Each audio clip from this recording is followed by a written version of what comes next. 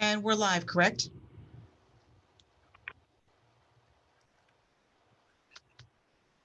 I'm just going to take that as a yes. Yes, we are. Okay, so we're ready to begin tonight's Gardena City Council meeting for Tuesday, December 15th, 2020. Madam City Clerk, will you call the roll, please? Mayor Serta, Here. Mayor Pro Tem Henderson, Here. Councilmember Tanaka, Here. Councilmember Cascanian, Present. Councilmember Francis. Here. All members are present. Okay, thank you. At this time, we're going to go into closed session, but before we do, Madam City Clerk, do we have anybody wishing to speak on any closed session item? No, Madam Mayor, we do not. Okay, so at this time, we're going to go into closed session. I'm going to ask everybody if they can log off and go to the second procedure of where you're supposed to log into. And we'll go to closed session. Hopefully, we should be back by 7:30-ish. Okay. Mayor Serta, can I please make an announcement? Yes. So this is Deputy City Clerk Romero. I just wanted to make you guys all aware that you will need to use the second Zoom link to attend the closed session meeting portion of this meeting. And then you will need to come back to this original Zoom link invite for the regular city council meeting. So I hope that makes sense. If anyone has any questions, please let me know. We're all good? We're all good. Okay. Okay. Great. Everybody, let's log Thank out. you. Thank you.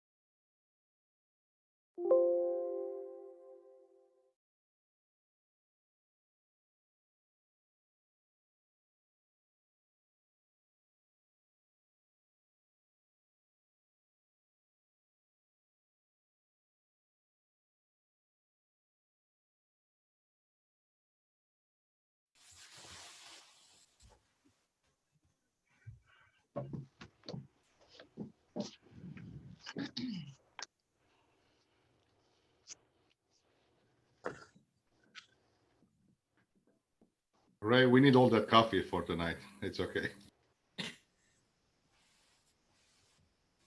What is that? That's his coffee. Oh my gosh. No, we need Uber Eats. That's what we need.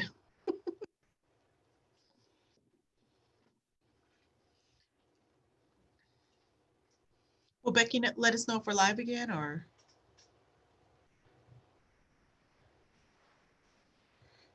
We took so long she went home. Everybody remember to mute your phones.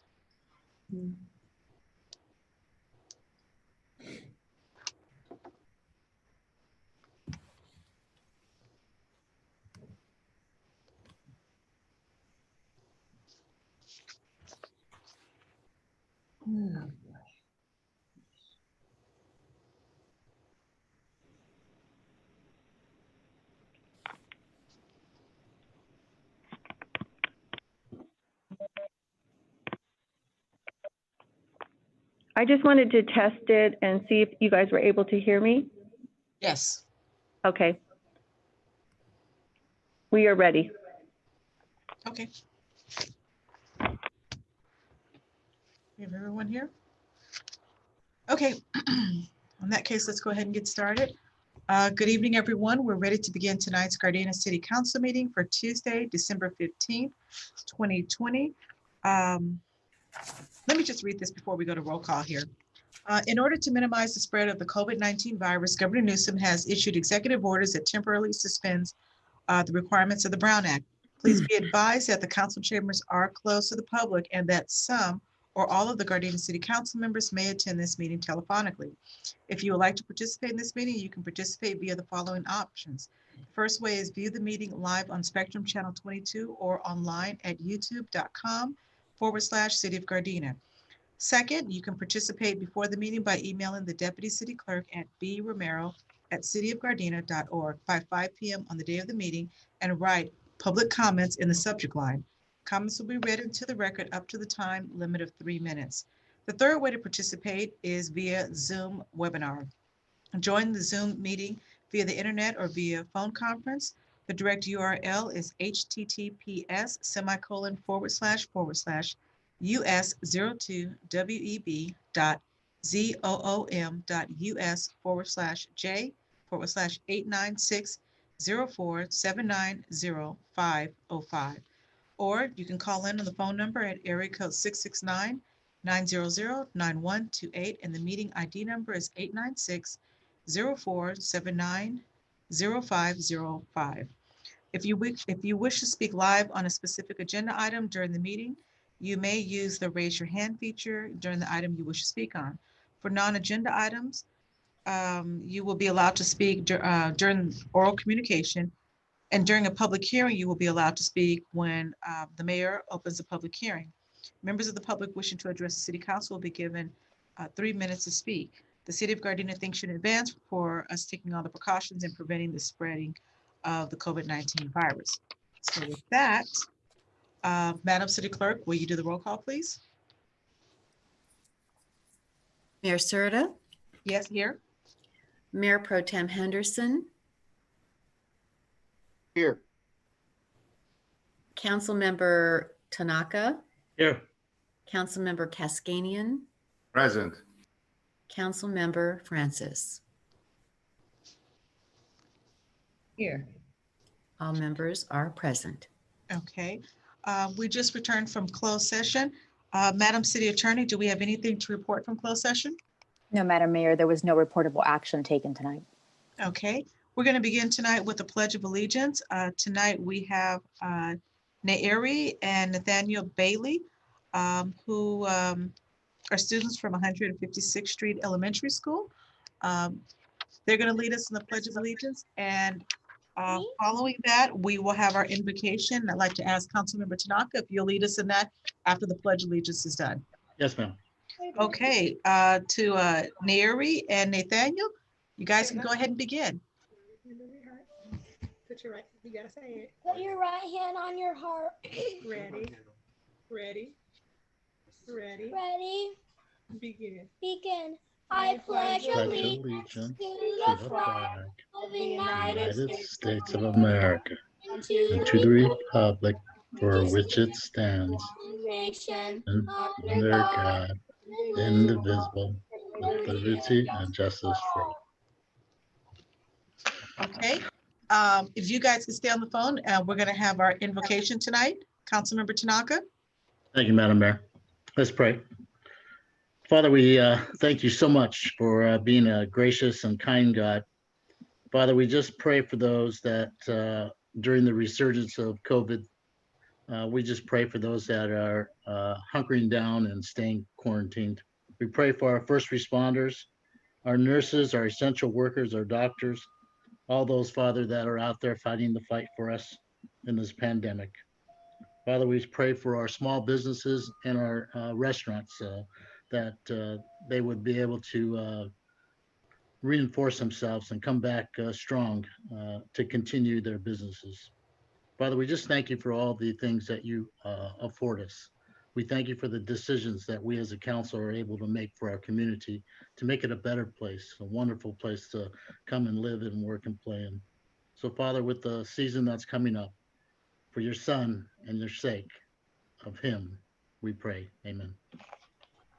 Amen. Okay, so tonight our Pledge of Allegiance was led by Nairi Bailey, who was in the 6th grade, and Nathaniel Bailey, who's in the 1st grade. They are brother and sister. They both attend 156th Street Elementary School, and they are outstanding students all around. They have perfect attendance during the school year of distance learning. They work hard on assignments, and they're helpful in class. In addition, their parents are active members of the school's parent-teacher association. So everybody, let's just give them a round of applause here tonight. Thank you guys for leading us in the pledge. You guys did a great job. We hope that maybe you guys can come back in the future. Thank you, guys. Thank you. Thank you. Thanks for Thank staying you. up. Thank you. Exactly. Thank you. And also I'd like to thank Councilmember Tanaka for leading us in tonight's invocation. Thank you, Madam Mayor. Absolutely. Okay, so next we are going to move on to presentations tonight. We have a lot of presentations happening tonight, which will be happening from G-Trans, Public Works, as well as Recreation. At this time, I'm going to turn it over to our city manager to handle this portion here, item 4A. Mr. City Manager.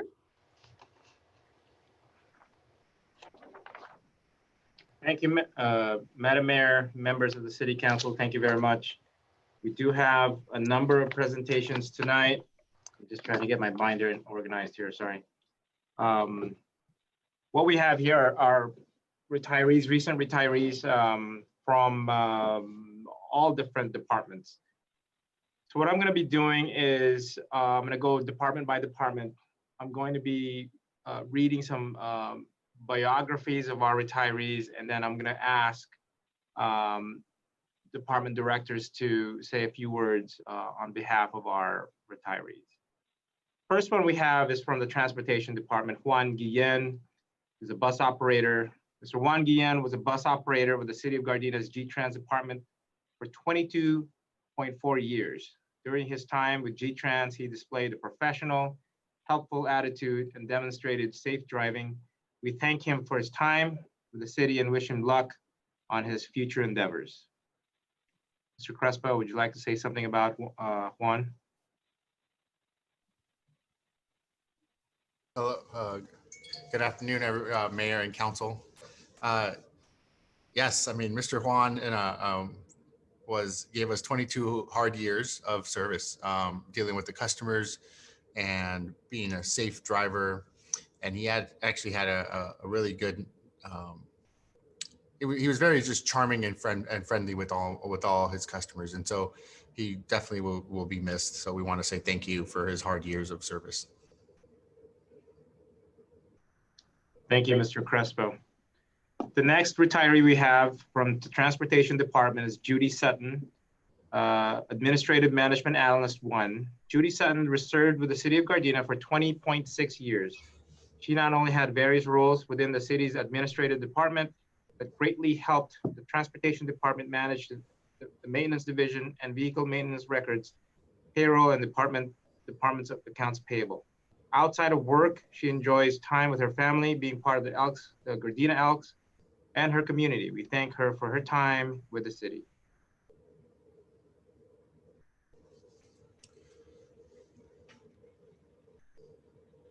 Mr. Crespo. Yes, thank you again.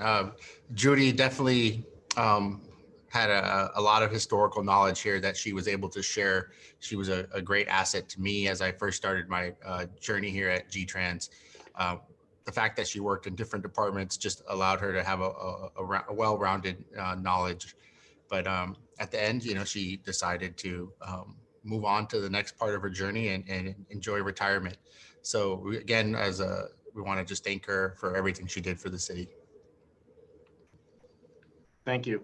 Next retiree from the Transportation Department is Sharon Prophet. She was a bus operator. Ms. Sharon Prophet was a bus operator with the City of Gardena's G-Trans Department for 23 years. During her time as a bus operator, Ms. Prophet displayed great professionalism and safe driving. When needed, Ms. Prophet always extended help to her customers and coworkers. We thank her for her time and with the city and wish her luck on her future endeavors. Again, 23 years is a long period. These numbers we're recognizing today are numbers we should all strive to. Ms. Prophet also always had a great smile with her customers, safe driving. I know that's one of the biggest things I remember her for. Out of the 23 years, I want to say almost 20 of them were for safe driving. So that's a big task in itself. Ms. Prophet, we wish you the best and enjoy the next chapter. Thank you. And the last retiree from the Transportation Department is Brad Bowling, Facilities Supervisor. Mr. Bowling has been City of Gardena G-Trans Department for 38 years, in a variety of capacities within the Transportation and Maintenance Department. He has always been savvy with his diagnostic and troubleshooting skills. There has never been a project that he could not fix. Brad brought enthusiasm and a smile to the workplace, along with a genuine, caring self. 38 years, man. I won't even tell you how that's just a great number to reach. But Brad actually moved up the ranks through his career. So the knowledge that he had on all our vehicles was unbelievable. He personally was responsible for maintaining our certain parts of our fleet and our fare boxes to the point that we really never had problems in those areas that he was in charge of. He was a fixer, so anything that we needed help with, he was there to help.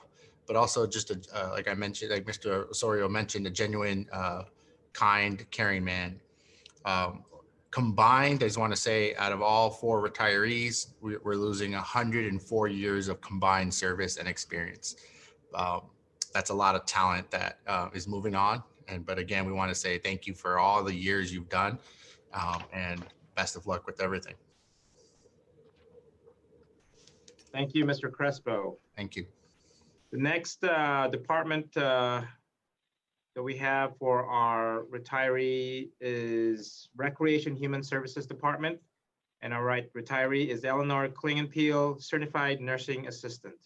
Eleanor began her employment with the City of Gardena in 1993 as a Certified Nurse Assistant to Recreation and Human Services Department. She worked at the city's Senior Citizens Daycare Center to help improve the quality of life of participants by preventing premature and inappropriate institutionalization. While at the center, she helped provide supportive socialization and rehabilitation programs for older adults who are experiencing memory loss, dementia, or Alzheimer's disease. We are fortunate to have worked with such a loving and caring individuals such as Eleanor. Ms. Santine, would you like to say a couple words? Yes, good evening, council members. After 27 years of dedicated service to the Gardena Senior Citizens Daycare Center and the City of Gardena, Eleanor has set her sights on a well-deserved retirement. Eleanor began her career in 1993 at the Senior Citizens Daycare Center as a certified nurse's assistant. Her sense of compassion made her the best person for the job. She not only assisted with activities of daily living, but was also able to ensure that clients, caregivers, and staff felt welcomed. Her commitment to creating a positive environment for her clientele and her enjoyment of helping others allowed the community to experience a kindness that will always be remembered. Many lives have been impacted over the years by her work, and she will always be known for being a hardworking, compassionate person who who is always willing to help a person in need. The work that she has done over the years cannot be captured in this brief announcement. Even though this is a sad day for us, we want to congratulate her on her retirement and wish her nothing but the best. Your time with clients, volunteers, staff, and friends will deeply be missed, but greatly appreciated. Good luck. Thank you, Ms. Santine.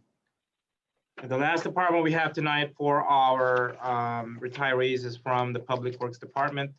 What I'm going to be doing is I'm going to be reading the bios for all of the retirees from that department, and Mr. Kwok will be saying a few words for each of them.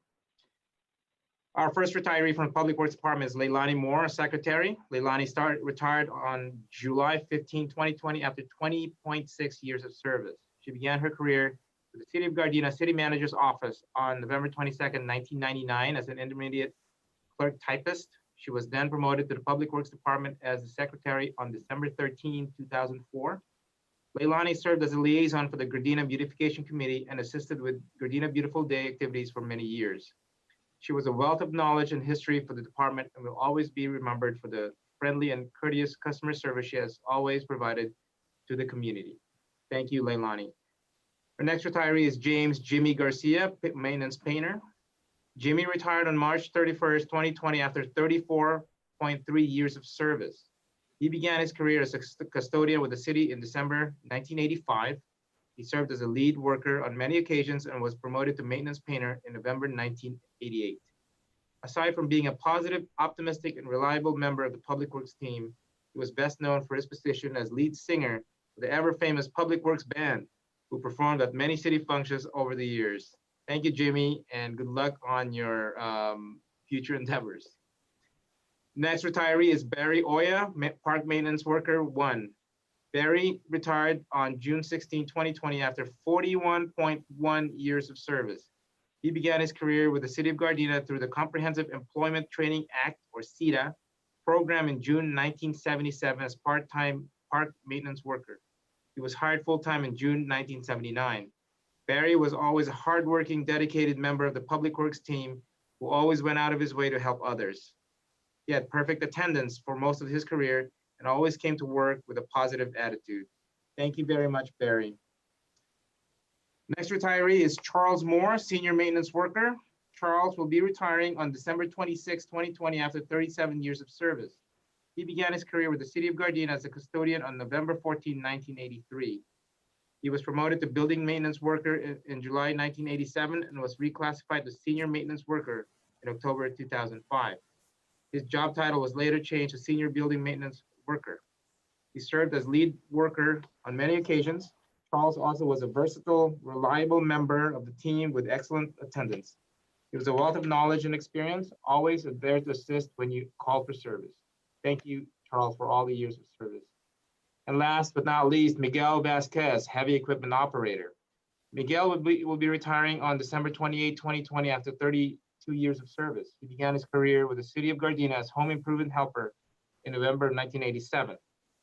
He was promoted to custodian in March 1989, and not long after, he moved to be a street maintenance worker in September of 1990. Opportunity arose again in February 2005 and promoted to cement finisher, then to heavy equipment operator in 2007. He's one of the department's most versatile and well-admired members of the team with a wealth of knowledge. Often sought after by his peers for his expertise and always reliable as he exhibited in his 32 years of perfect attendance, only absent for scheduled appointments. Thank you very much, Miguel. You will be truly missed. And now we have, I'd like to invite Kevin Kwok, or Kevin Thomas, if you would please say a few words on behalf of your department. Good evening. Can you guys hear me? Yes. Good evening, Mayor and the members of the council. This is Kevin Kwok, your principal of civil engineers. Unfortunately for me, I didn't get an opportunity to work with him as much, considering that I've only been with the city for 2 years. But regardless, I admire their dedication to the city and our community. Personally, I think it is a blessing and an honor to retire as a public servant. They should be very proud, and I congratulate all of them: Leilani Moore, Charles Moore, Miguel Vasquez, Jimmy Garcia, Barry O. My best wishes to them all. Thank you.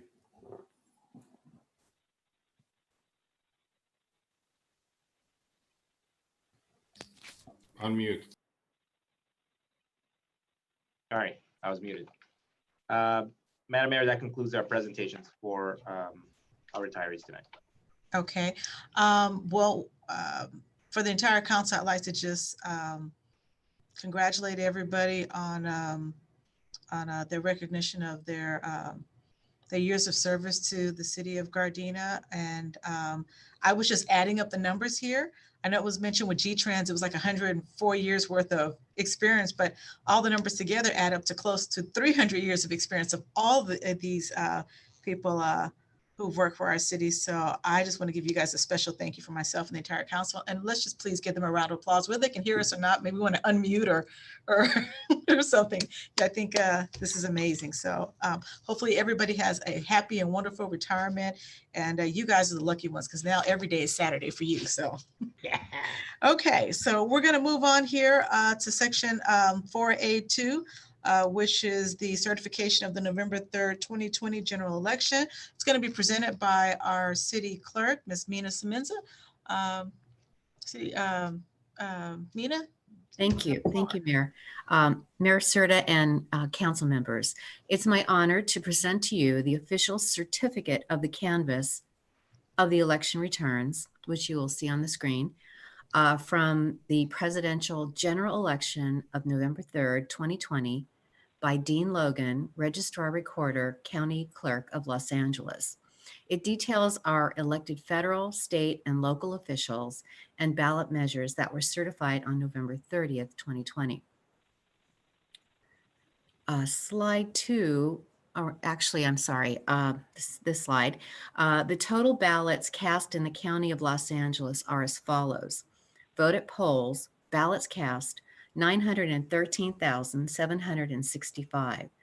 Vote by mail, ballots cast, 3,424,426. Total ballots cast, 4,338,191. Next slide.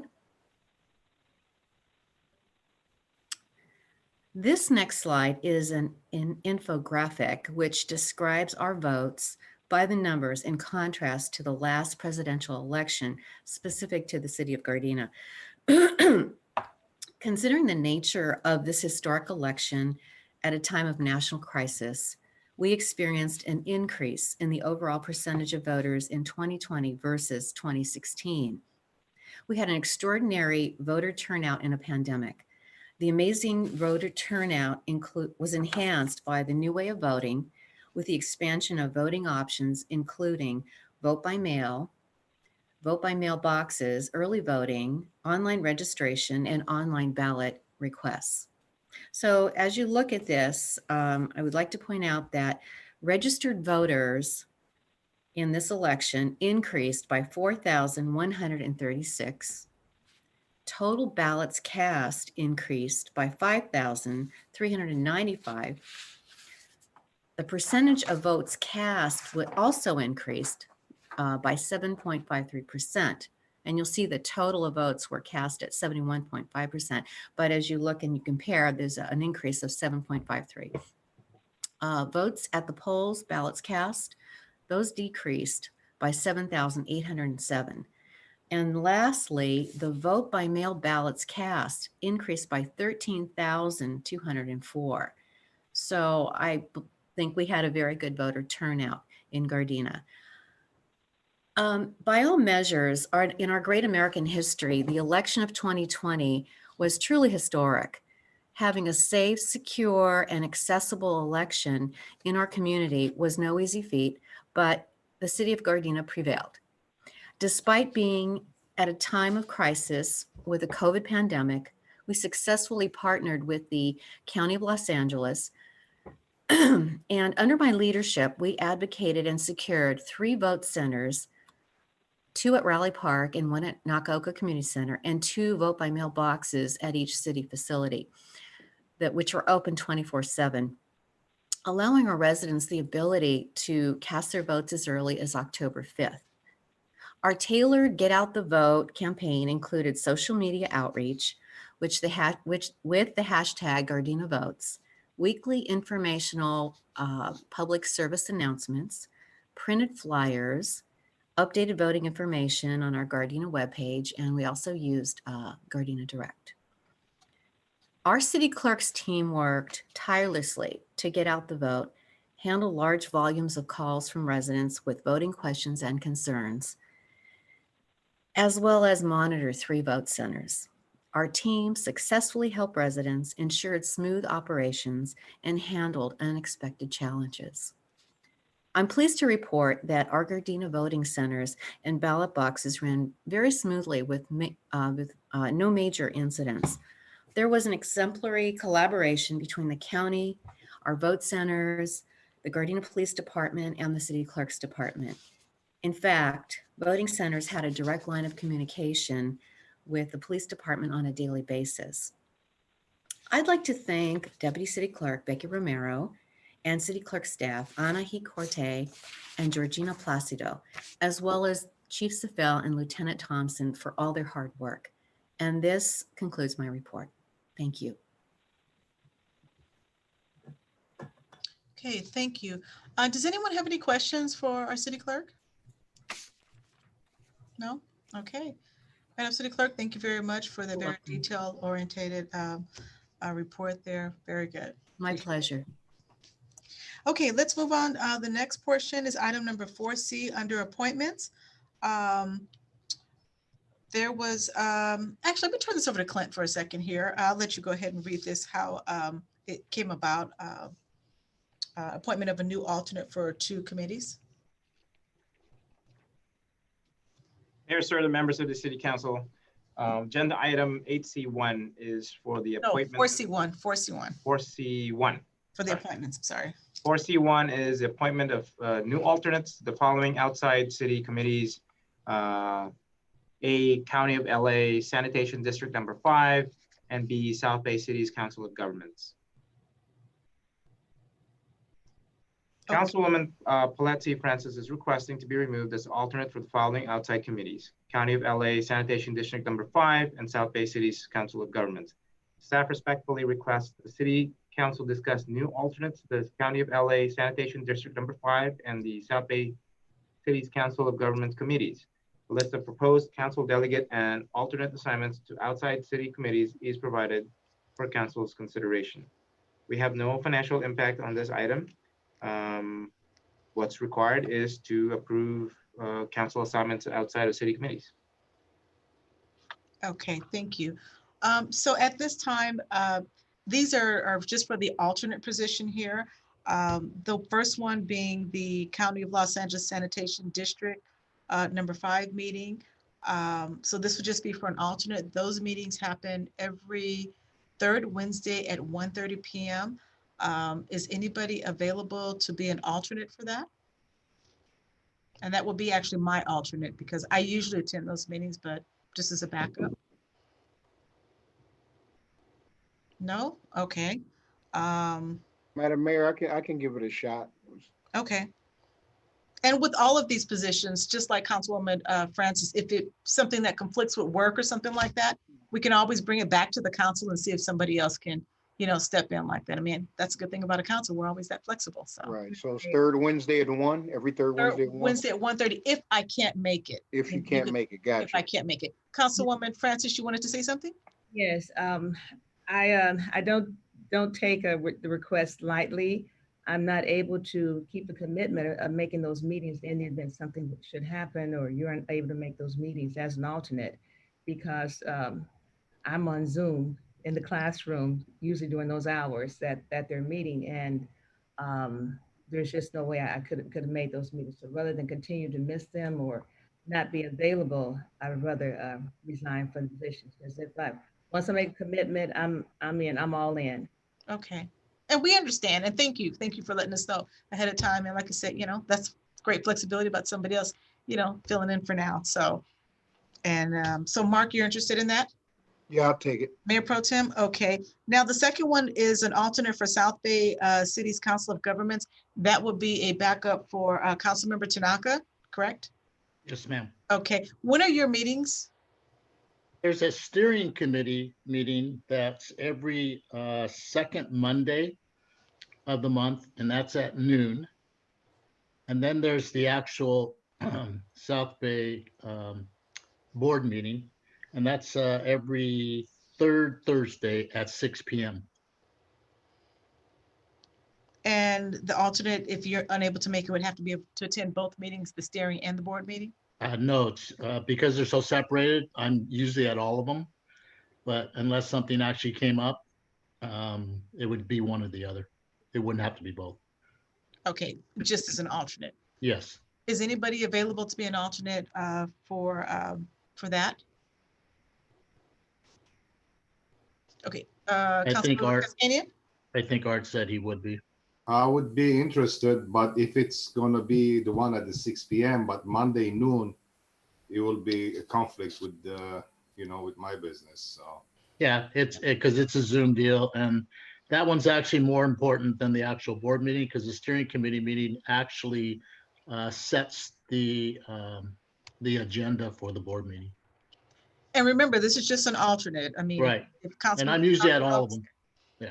then Yeah, I mean, I won't mind doing it, but again, if Councilman Tanaka can't do it at noon on Monday, and usually I'm not at the shop, That's usually fine. I'm out and about. So if I can't attend it, I don't want to be, No, take because responsibility. Monday's usually and my not open day. I generally don't have anything on Mondays, so that one is always a plus.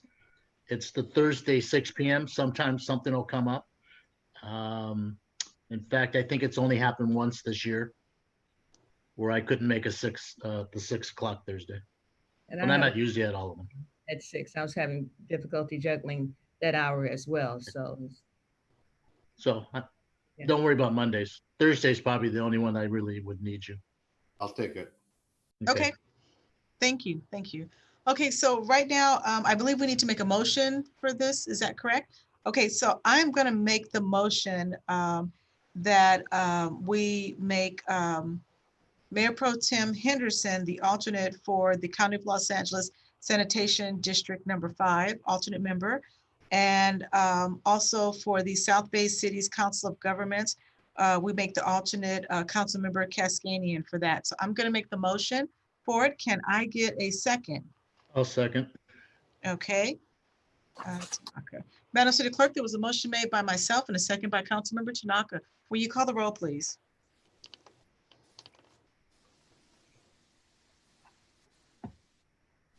Mayor Serta, Yes.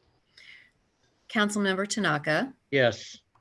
Mayor Pro Tem Henderson, Yes. Councilmember Cascanian, Yes. Councilmember Francis. yes, thank you. Okay, thank you, guys. All right, next we're Thanks. gonna go on to item number 4C2.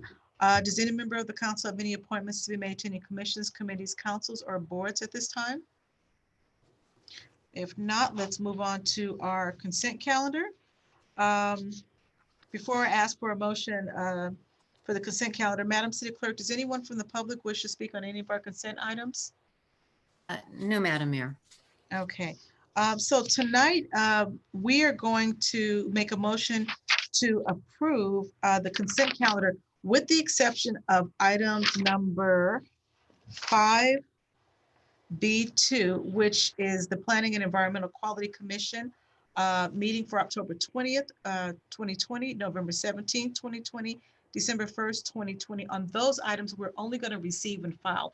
Everything else, we will be making a motion to approve that. Okay, now does any member of the council have any items they wish to discuss separately? No? If not, can I get a motion to approve those items and receive and file the minutes of the Planning and Environmental Quality Commission? So moved. Is there a second? Okay, Madam City Clerk, there was a motion made by Mayor Pro Tem Henderson and a second by Councilmember Tanaka.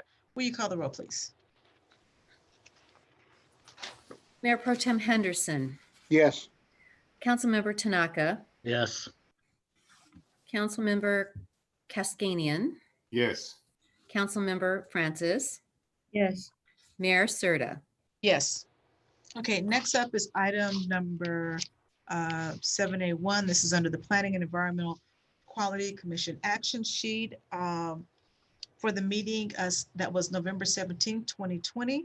Under this item here regarding the project location at 2500 West Rosecrans Avenue, the commission action was, let's see, the commission opened the public hearing and continued the item to the December 1st meeting of 2020. Right now, the only action is for we as a council just to receive and file this item. Okay. Item number 782, which was the project location was 1108 West 141st Street, where the, let's see, the applicant was LF LLC. The commission action, they approved resolution number PC 12-20, recommending that the city council adopt the mitigative negative declaration and mitigation monitoring program for the general plan amendment and zone change, and approve the general plan amendment 4-20 and zone change 3-20. So at this time, there's no action required. The city council will be having a public hearing for this item, which will be tonight. It's item number 8B1. So that's information for the November 17th Planning Commission. For December 1st, 2020, that Planning Commission meeting, item number 7B1, which was the project at 2500 West Rosecrans for G3 Urban. The commission action, they approved resolution number PC 1320, approving the site plan review 5-20 and the investing tentative track map 4-20. There's no action by the council because this item was called for review previously by Councilmember Francis. So the city council will have a public hearing on the site plan and the vesting on the January 12, 2021 meeting. For the Planning Commission meeting on December 8th, item number 7C1, which the project location was 2101 and 2129 Rosecrans Avenue. That's another G3 urban project. The commission approved the resolution number PC 14-20, approving the modification to the medium improvements and the mitigation monitoring and reporting program, approved by resolution number PC 7-20 for site plan review, 1-19 and the variance 1-20 and tentative track map 1-19. This item here, does any member of the council wish to review this item? If not, we're going to just go ahead and receive and file this item. Next is item number 7C2, which is project location is 1001 West Artesia Boulevard. The applicant is A&S Engineering, and ARCO and AMPM. And the commission item on this was approved resolution number PC 15-20, approving the conditional use permit 2-20 and modification to site plan review 2-24. Does any member of the council wish to call for review on this item? If not, we're going to go ahead and receive and file this item here as well. And that was it for those 3 meetings, Planning Commission meetings. Next, we're going to move on to oral communication. Madam City Clerk, do we have any speakers for oral communication tonight? We have an email that was received today from, let's see here, let me just pull it, that someone else is going to read actually. There's a version in Spanish and also in English. And so it was received from Malik Tariq Mahumid, missionary of Ahmadiyya Muslim Community USA. So I will turn it over to our Georgina. Okay. Hi, this is Deputy City Clerk Romero. I'll be reading the English version. Oh, okay. Praying to God is the real protection. In the name of Allah, the gracious, the merciful. This is Malik Tariq Mahmoud Marabi, Silsila, religious minister of the Ahmadiyya Muslim community, respected mayor. I'm so grateful to you and your team for giving me this opportunity. As everybody is worried because of COVID-19, apart from the precautions and the vaccine, we should turn to God if He protects nothing can harm us and nothing can protect us if we aren't under his protection. I want to present a few words of a man of God who was sent by God in an era as a non-law bearing prophet, the promised Messiah, and Imam Mahdi. I refer to Hazrat Mirza Ghulam Ahmad of Qadian, India, the founder of Ahmadiyya Muslim community. His Holiness says, I say truly that if crying before God Almighty is the full utmost humility, it moves his grace and mercy and draws them towards the supplicator. I can say out of my own experience, I have felt the grace and mercy of God coming towards me, which comes in the shape of the acceptance of prayer. Indeed, I rather say that I have actually seen it, more so because I am ready to demonstrate the acceptance of prayer at all times. Let me present his words in Spanish as well. Georgina will now read this in Spanish. Digo verdaderamente que si llorar ante Dios Todopoderoso está lleno de humildad extrema, muéveme su gracia y misericordia a las atraer hacia el suplicante. Puedo decir de mi propia experiencia que he sentido la gracia y la misericordia de Dios, viendo a mí que viene en la forma de la aceptancia y de la plegaria. De hecho, prefiero decir que realmente lo he visto, más aunque porque estoy dispuesto a dar muestra de la aceptancia y de la oración en todo momento. So in my humble opinion, we should pray to God more than before because his protection is the true one. May God protect every soul living in the world. Amen.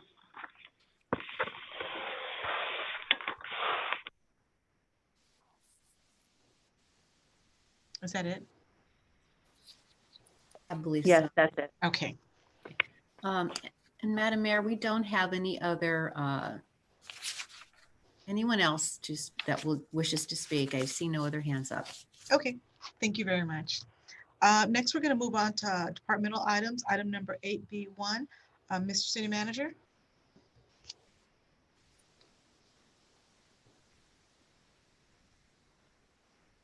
Mayor Serta, members of the City Council, agenda item 8B1 is a public hearing for environmental assessment number 7-20, general plan amendment number 4-20, zone code change number 3-20, Flint, GPA, and ZC. Location is 1108 West 141st Street. Applicant is Gardena LF LLC. Resolution number 6486, adopting a mitigated negative declaration and mitigation monitoring program for general plan amendment number 4-20 and zone code change number 3-20 for a property located at 1108 West 141st Street. Also, resolution number 6487, approving general plan amendment 4-20, changing the land use designation of a property located at 1108 West 141st Street from medium density residential and high density residential to general commercial with a mixed use overlay. And ordinance number 1824, approving zone code change number 3-20, changing the zoning of a property located at 1108 West 141st Street from medium density multiple family residential R3 and high density multiple family residential R4 to general commercial C3 with a mixed use overlay MUO. On July 13, 2020, Gardena LF LLC applied for a general plan amendment and zone code change for the 4.59 acre property to change the land use designation from medium density residential and high density residential general commercial to general commercial with a mixed use overlay, and the zoning from medium density multiple family residential R3 and high density multiple residential R4 to general commercial C3 with a mixed use overlay respectively. The property is currently used as a parking lot for the Lucky Lady Casino and no physical development is proposed at this time. An initial study and mitigated negative declaration ISMND was circulated for a 20-day review period. A mitigation monitoring and reporting program MMRP was also prepared.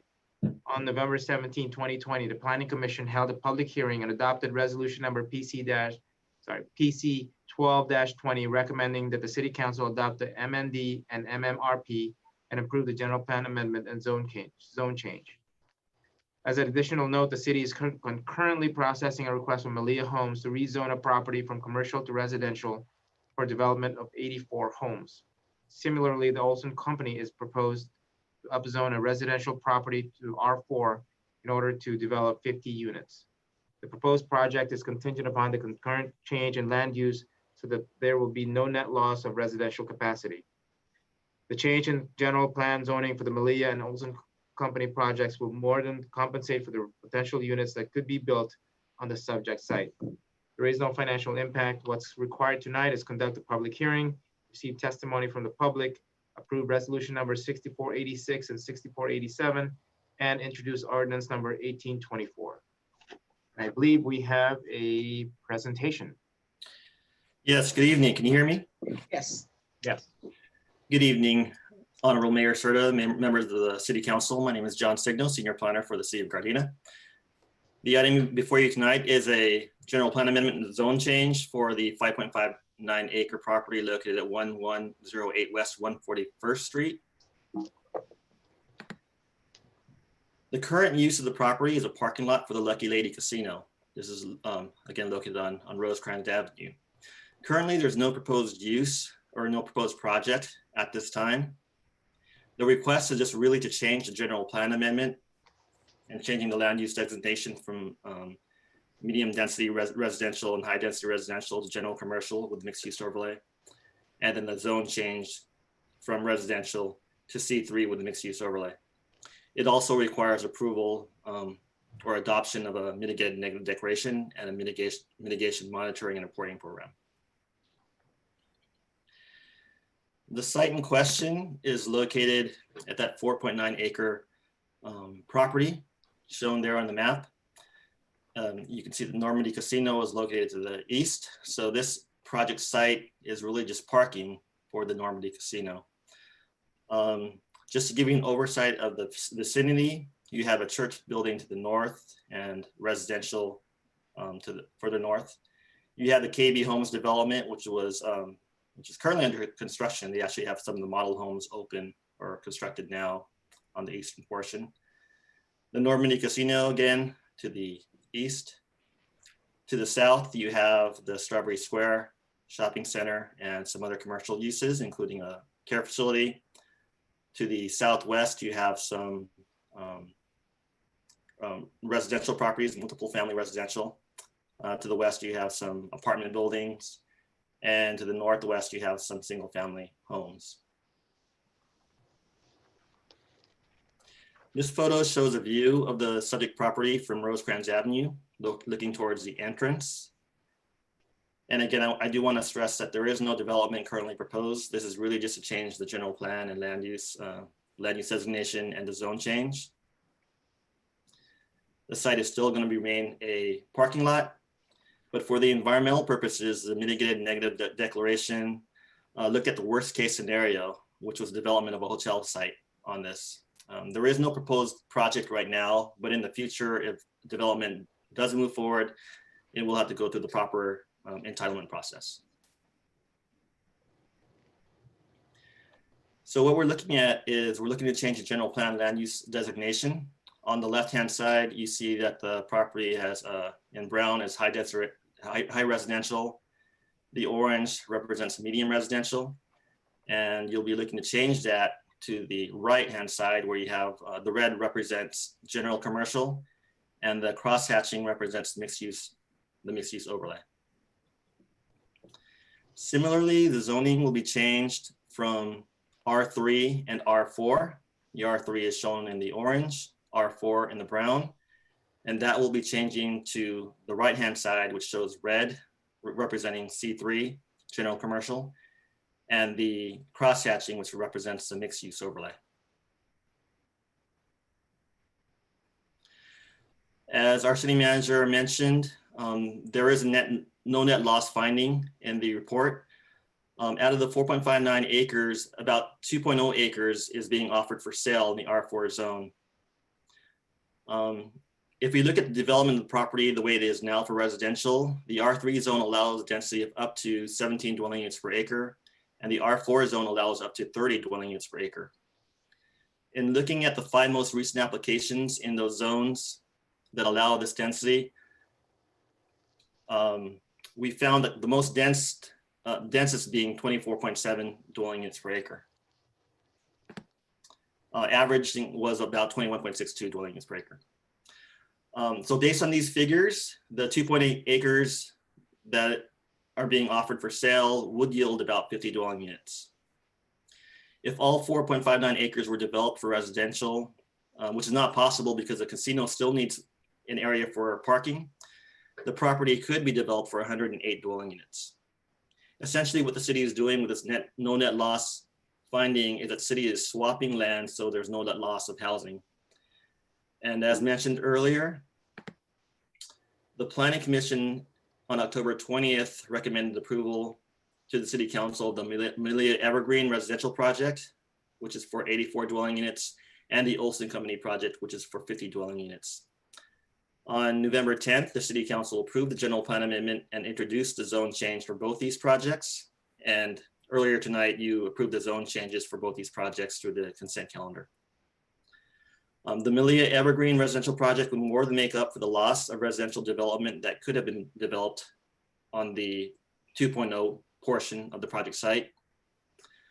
Even if the entire 4.59 acre property was developed for residential uses, the Melia and the Olson Company projects together would more than compensate for the housing that could have been developed on the project site.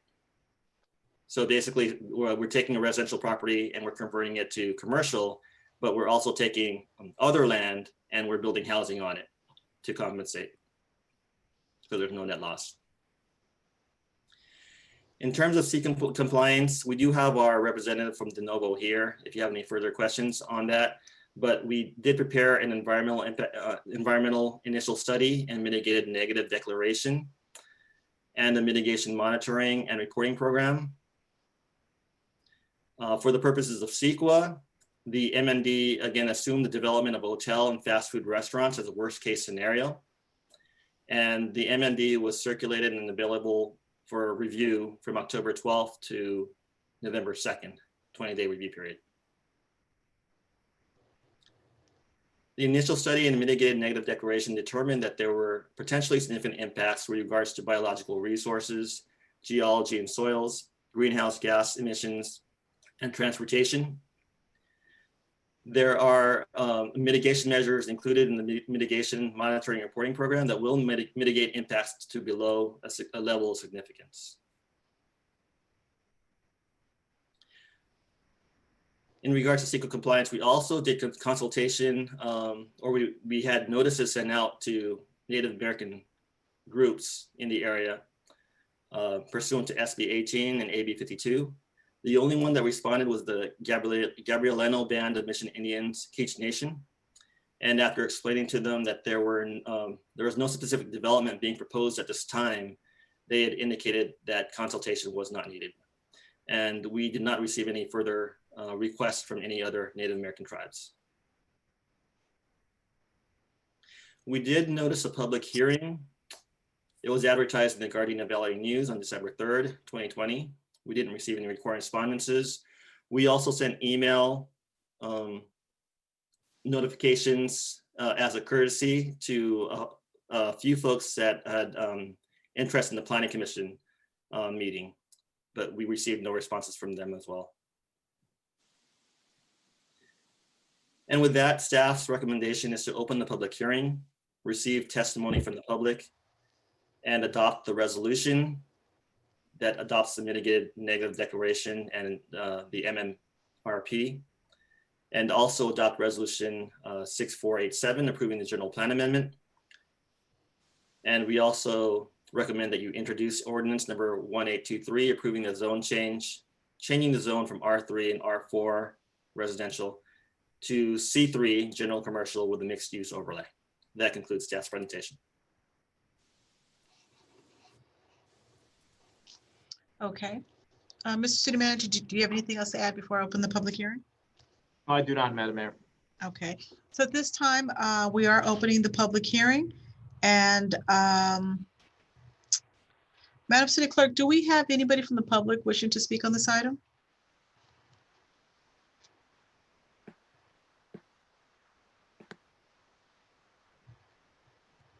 Madam City Clerk, I think you're muted still. Yeah, Oh, no, I'm we do sorry. not. No, we do not.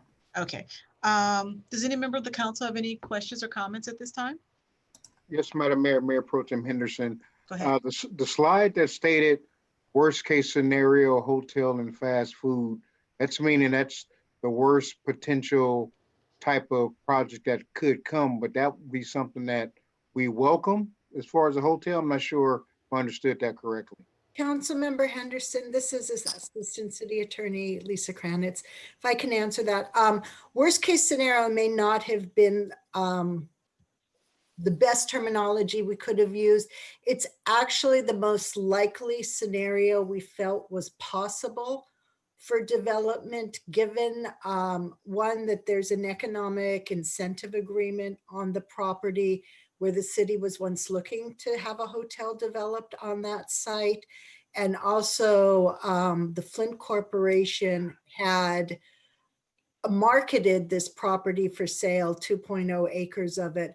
And part of their marketing was suggesting a hotel on the site.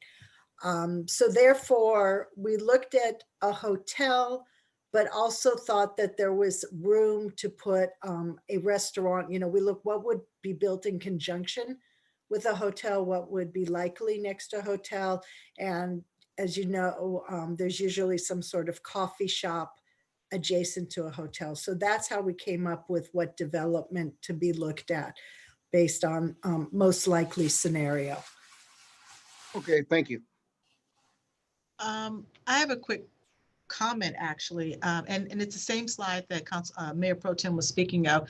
This is the first time I've heard, let's just say the most likely scenario, it would a hotel and a sit-down restaurant. I've never heard any discussion about a fast food restaurant at all. So I just want to make a clarification, you know, if this is written on paper here, you know, fast food restaurant. I've never, I don't ever remember anybody making any, it's always been sit-down restaurant. Fast food was used in the analysis because fast food has more impacts. So the idea under CEQA, and in that case, John's correct, that was the fast food part was the worst case scenario. In that you look at the most severe impacts. It doesn't mean what it's going to be built, but that way, if a regular sit-down restaurant like a Denny's or Caro's came in there, you've already looked at a worst scenario, so you don't have to do any additional environmental review. If for some reason it had gone the other way, you looked at the Denny's and then a new drive-through fast food restaurant like Raising Cane's, which we're getting on Redondo Beach Boulevard, wanted to locate next to there, you would have had to go back and do additional environmental review. So the idea is always do what will be worst from a most reasonable perspective, so you don't have to have the applicant go back. And Lisa, I'm really glad you explained that to me, because I'd hate for that to be a decision why not to pass this because of, you know, what I was initially thinking as far as a sit-down restaurant. So I'm glad you explained that, a worst case scenario, and then we can move up from that to a regular restaurant. Nothing from what we're doing now says this is what will be built there. I mean, it doesn't even mean a hotel is going to be built there. Right. But you had to analyze something under CEQA to do the zone change general plan amendment, given that there's been discussion of some development on that site. Okay, thank you. Are there any other questions or comments? Councilmember Cascanian. Thank you, Madam Mayor. Lisa, if casino, they decide, Mr. Flint decide that they want to sell that 2 acre, right? Mm-hmm. They can, and it's zone C3, let's say. And if somebody comes and purchases and he goes, well, I'm going to put a pharmacy over there or something, and what's in that case? I mean, do we have to specifically say that, oh, you can only put hotel here or a sit-down restaurant, or can we do? No, they could develop anything that would be allowed in the C3 zone. They may have to go back and do additional environmental review or show that the environmental review that was done is adequate, is this, they won't have any worse impacts as far as the areas that were looked at. And again, we do have our environmental consultant on board too, and Starla may better be able to answer those questions regarding a different type of development. Hi, this is John Signo again. I wanted to point out also that there is a mixed use overlay on the property. So it doesn't rule out residential development being built on this as well. So yes, Yeah. I mean, any of the uses allowed in the C2 and C3 zones would be permitted on this property. And you can still have the possibility of even developing residential under that mixed use overlay. So if we are aiming to, you know, to put the hotel building over there, but if somebody buys it and he goes, well, I'm not going to put it, I'm going to put dry cleaner over there. What's up with that? They could The do question that. is, can we can't enforce that, you know, you're going to put a hotel or a restaurant over there unless we say specifically that's what it is, that property for. Can we do that or not? No, you can't limit it, but there is an economic incentive agreement on it. So there is some sort of return that's due the city. And I do believe that the Flint organization would have an incentive to make sure that the city's going to get their money from the development that comes on there, that they wouldn't be selling that for they would not be selling it for something that wouldn't provide the return the city needs. I see. Okay. Thank you. Okay. Any other questions? Yes, I have a question. So since you mentioned that worst case scenario, what can we do to prevent the worst case scenario from coming in? If we approve this zone change, are we opening up the door for the worst case scenario where we can't say no? Again, and Starla, I'll ask you to jump in after me, please. Once you approve the zone change to the C3 with the mixed use overlay, anything that is allowed in the C3 zone or the continuation of allowing residential development can come in. If the development is different than what we're analyzing, they're going to have to show that they don't have more severe impacts than what was analyzed. If they can't show that, we'll have to do new environmental review. And Starla, can you jump in on this, please? Yeah, what you're saying, Lisa, is accurate. So for purposes of CEQA, as Lisa mentioned, we did have to analyze a project, some sort of development, and taking that what was the most reasonable, as well as documenting that a potential for a restaurant, but as was mentioned, you know, worst case would be something like a drive-through, but the M&D actually does say that it would more be anticipated that it would be a sit-down restaurant. But when you're talking about potential environmental impacts like associated with trips, you know, for traffic or noise, dealing with a drive-through, a speaker, things like that, those have more, a drive-through would have a more significant impact than a sit-down restaurant would. So we wanted to make sure that we were analyzing from a restaurant's perspective, you know, what would be the most environmentally impactful, let's just say, for purposes of the analysis. And then as mentioned, yes, if a project comes in, something is proposed to be developed on that site that is different than what we analyzed as part of the CEQA document, you would need to look, you know, into that document to see, well, are those impacts going to be more significant, or introduce a new impact possibly that wasn't already considered or identified as part of this mitigated negative declaration. If that's the case, then the CEQA opens up again, and you'd have to actually review what is being proposed at that time for any potential environmental impacts. Okay, so help me understand. So what you're saying is that you use the worst case scenario as an example because you needed some worst case scenario to use. You couldn't have just started out with sit down restaurant and a hotel. You couldn't have started at that point. You had to use the worst case. But if we approve this commercial mixed use overlay and the worst case scenario comes in, can we say no? That's my question. I hear what you're saying, and I get that. I guess I'm trying to I guess because since I've been on council, maybe things have happened differently. But just since I've been on council, the projects have already been in existence. This is already, we have a presentation. This is what it's going to look like, and this is what we're going to do with, and this is why we need to make this zone change so we can do this. However, this time there's no paper with pictures that says what it's going to look like, and you're asking me to vote on a worst case scenario. And I'm just trying to figure that one out. Does that make sense? Because I haven't gotten quite the answer I'm looking for. I just want to know, can we say no? Can you say, I'm not sure what you're asking if you can say no to. Are you saying no to the zone change? The worst case, no, not to zone change. No, now I understand.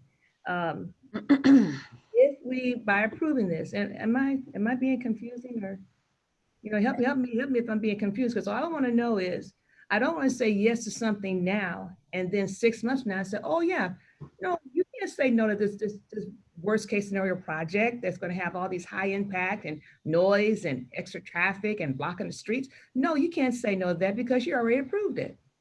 And that's my simple question. Or is it I think that's pretty simple.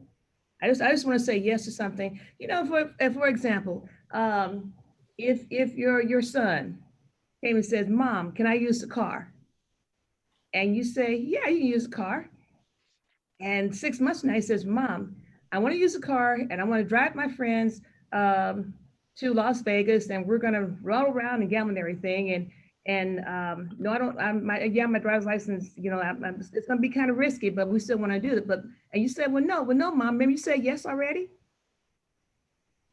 So you kind of get my meaning here? That's a bit of a rough example, but I just want to. When you change property to a different zone, then that whatever is allowed in that zone should be approved. I mean, it's an allowed use. I'm trying to think of the best way to say this without keep repeating myself. Oh, that's okay. The zoning, the C3 zone specifies what uses are allowed in the zone. And if something comes in that's an allowed use or a conditionally permitted use, we've done an analysis for this. We can add a condition on, I suppose, that makes it clear that, any project that comes in has to show compliance with this CEQA, that it won't have any worse impacts. Otherwise, it has to undergo additional environmental review. So but you're not saying, so if a fast food restaurant came in, I just need to know. And and it's an allowed use in the zone, then yes, it would have to be approved. You couldn't turn it down. Well, yeah, right across the street there's commercial, there's the Kentucky Colonel, and there's the Silvers and the fast food restaurants and all that across the street. But then right there by the casino, there's a church right next door. Church is the Communion, I think it is. It's a small church, been there for years. And then on the other side, there's these apartment units. And then you go down a little farther, there's single family homes. So if I could add, so let me make something clear. I mean, what my understanding is too. If we approve this, and if in our mind that we are going to approve this project, I mean, John's the zone change, and in our mind that hopefully, crossing fingers, that the hotel and the sit-down restaurant comes, that's why we're going to vote for the zone change. And if Mr. John Doe comes in and he pushes the property and he goes, I'm going to put a dry cleaner over here, then we cannot say no for that dry cleaner, because dry cleaner, it's allowed in the zone C3 zoning. So we have to say yes if he complies with all the rules and regulations. So that's the thing, For a liquor store as well? How about if it's a liquor store? Yeah, yeah, exactly. If it's a liquor store, if it falls under the C3, yeah, 7-Eleven might come over there or something. if I may add, I think Ms. Kranitz has elaborated on this a little bit.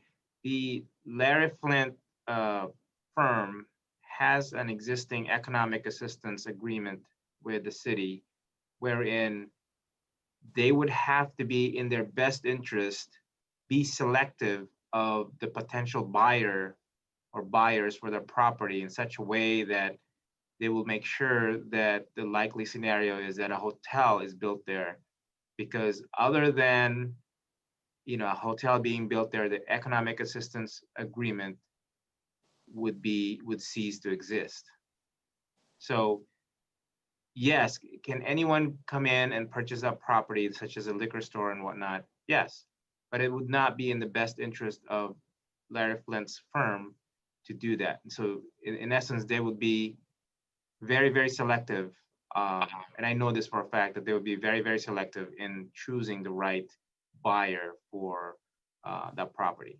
I also want to point out that we had included in your packet, and I think it was from last year before the shutdown, the offering memorandum or whatever it's called that Larry Flint put out on the 2.0 acres of property. And the offering price for the 2 acres was $6,272,640.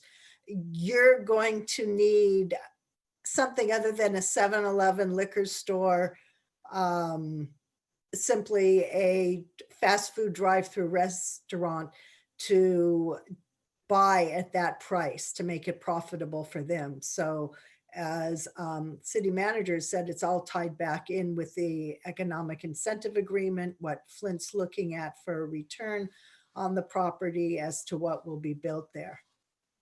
Right, because of the price point, the price per acre of that particular site, your pool of potential buyers and intended uses begins to shrink dramatically. You're simply not going to have investors that are used to building a 7-Eleven or used to building a Walgreens or whatnot. You're simply not going to have those people. The pool will not be there for them to all of a sudden, you know, turn that into like a 7-Eleven. If the initial intent, or at least they may appear to be hotel developers, they're just not going to simply go back and build 7-Eleven. Is it possible? Anything is possible, but it's probability is that it's probably not going to be anything but, you know, say a hotel. Yeah, but the problem is you know, at this point, you don't know.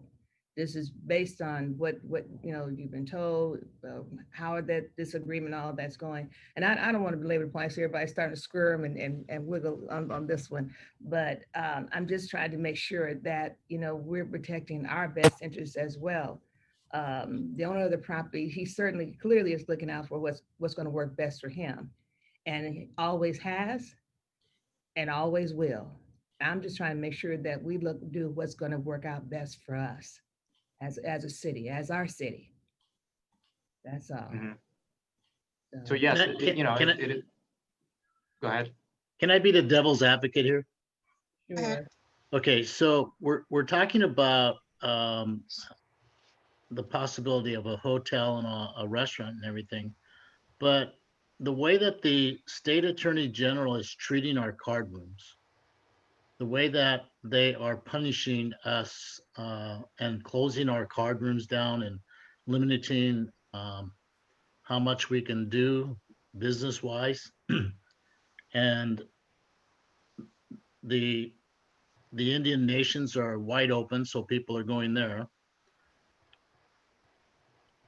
What's to say that the state attorney kills our card rooms and he has to close one of them? And then what happens?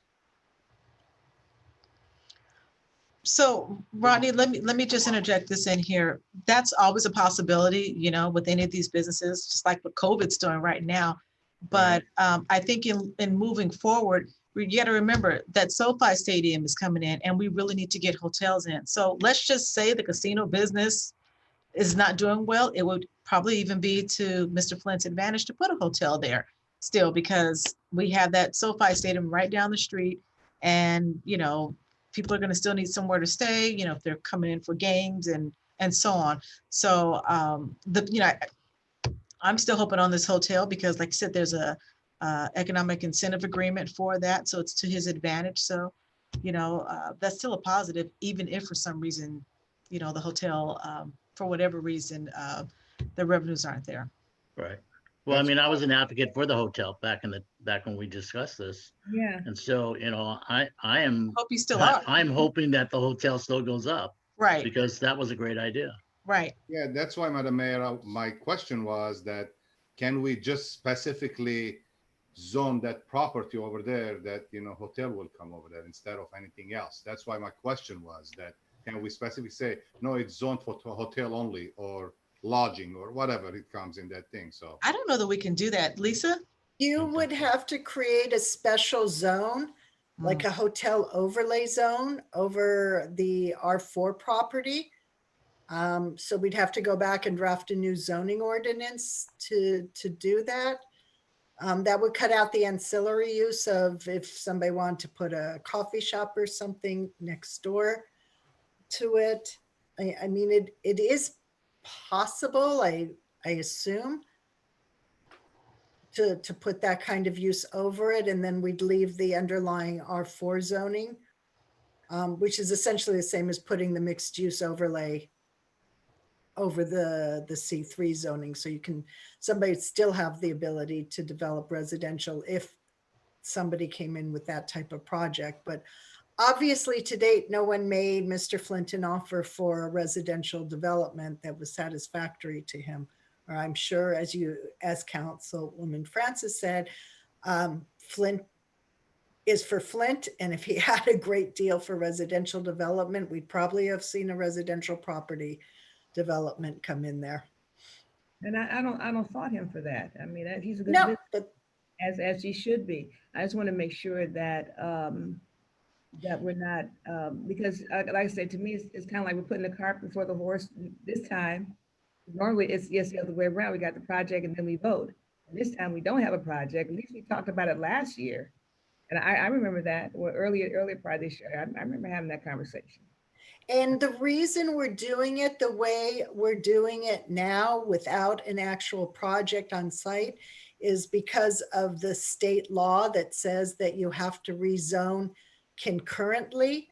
So you have a no net loss on the housing. And as John pointed out, you just rezoned Malia and Olson tonight. So that is the concurrent change that allows you to change this to C3 zoning. It's a whole new world since the 2019 housing legislations. Oh yeah, I know that we had a big long conversation about it, because I remember we went round and round about this net loss thing. And I said, well, if that's the case, how come we just don't do it now anyway and just get it all done? And you're like, no, we can't do it this way because we got to do it this way. I definitely remember that conversation. So yes, ideally it would have been nice to have an actual development project to show you. But at that point, if somebody comes in next year with a hotel development project, then you can't rezone it because there's nothing concurrently going. Okay. Okay. Madam City Clerk, do we have any speakers or Deputy Clerk, either one? Yes, we do. We have, Madam Mayor, we have a speaker, someone who wishes to speak, Zahid Ahmed. Okay, let's go ahead and let them speak at this time.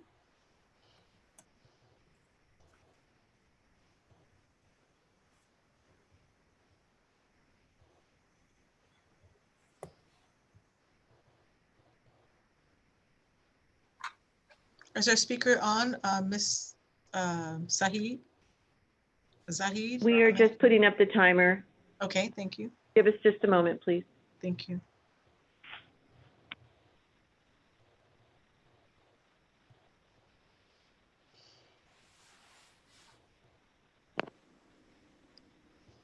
Oh, yes. Hi, good afternoon or good evening, City Mayor and City Council. I was wondering if there's a way to put a clause in that contract to not allow apartment buildings because with the C3 commercial mixed or mixed use overlay, I'm afraid that, what if apartment building comes in and we become the next city of Hawthorne that, has excess amount of apartments and, it's just a, mess with on city resources with apartments. So just had a question on that. If there is possible to, concurrently put a restriction on the type of use of the property. Thank you. Okay, thank you. Lisa or Carmen, can either of you answer that question? Yes, I can. The properties currently zoned R3, R4. Rudy Martinez now. That and in our R3, R4 zones, and the same with the mixed use overlay, the limitation is by density of how many units per acre. We don't discriminate between apartment housing and for sale housing. I think that winds up in a lawsuit and with the city not in a good position. Okay. All right. Thank you. Are there any more questions or comments at this time? Madam Mayor, excuse me. We have another speaker. Okay, go ahead. Rudy Martinez. Okay.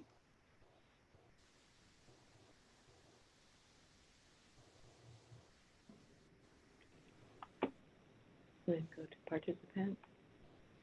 Rudy Martinez, allowed to talk. I just want to comment and said I think we should just put in a clause in there so that way we could help determine that.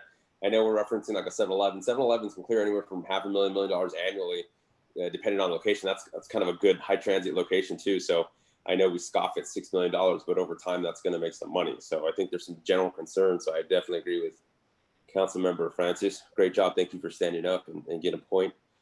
Councilman Roddy, thank you so much for saying stuff. I know you've been an advocate. Now you're actually looking at both sides of it. So thank you for playing devil's advocate. I think that's great. But I think we should just put a quick clause in there and not just try to say, well, we have to get it done because we have this other thing going, so we have to get it done now. I think exactly what that other gentleman before me was saying is I don't want to set something up for failure down the road. I know sometimes this council makes hasty decisions without thinking it through sometimes. So hopefully we could be a voice of reason. So thank you. Okay, thank you. Does any member of the council have any more questions or comments? Okay, if not, let's go ahead and close the hearing. And the matter at hand right now is resolution number 6486 and resolution number 6487. Can I get, I'm going to take up both of these together.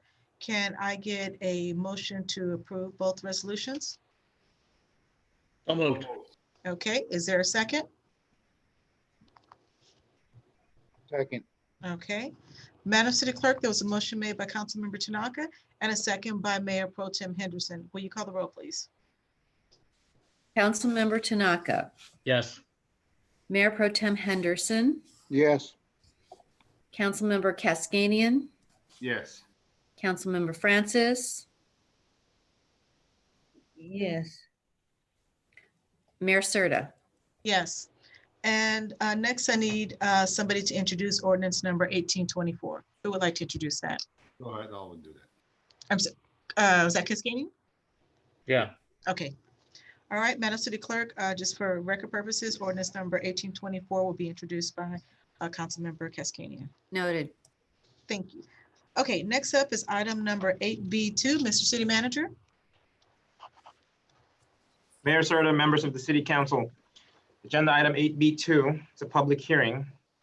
Environmental assessment number 11-20, zone code amendment number 4-20.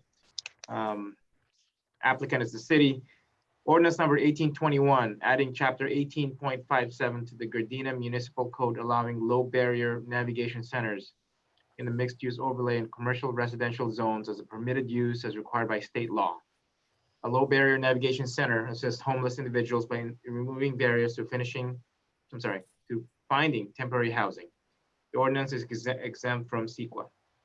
In 2009, the legislature adopted numerous bills relating to housing. Part of AB 101, Chapter 159 relates to low barrier navigation centers. These centers are a way to help deal with the homelessness and can allow pets, personal items, and couples, which are traditionally a barrier keeping homeless people from shelters.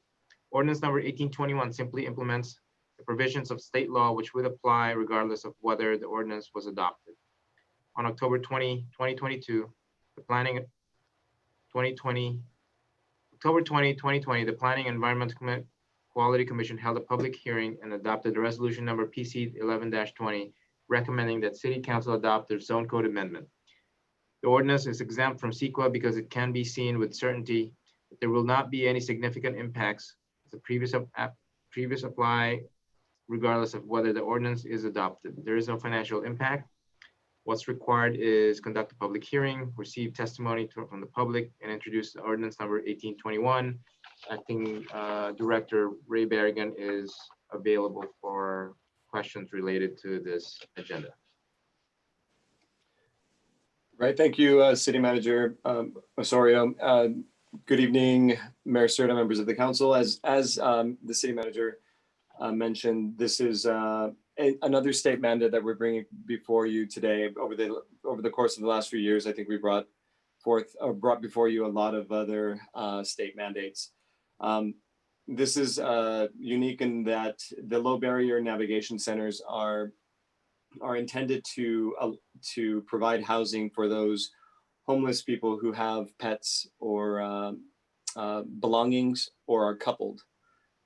Generally, those homeless people who have pets or belongings or are coupled are not able to find shelter.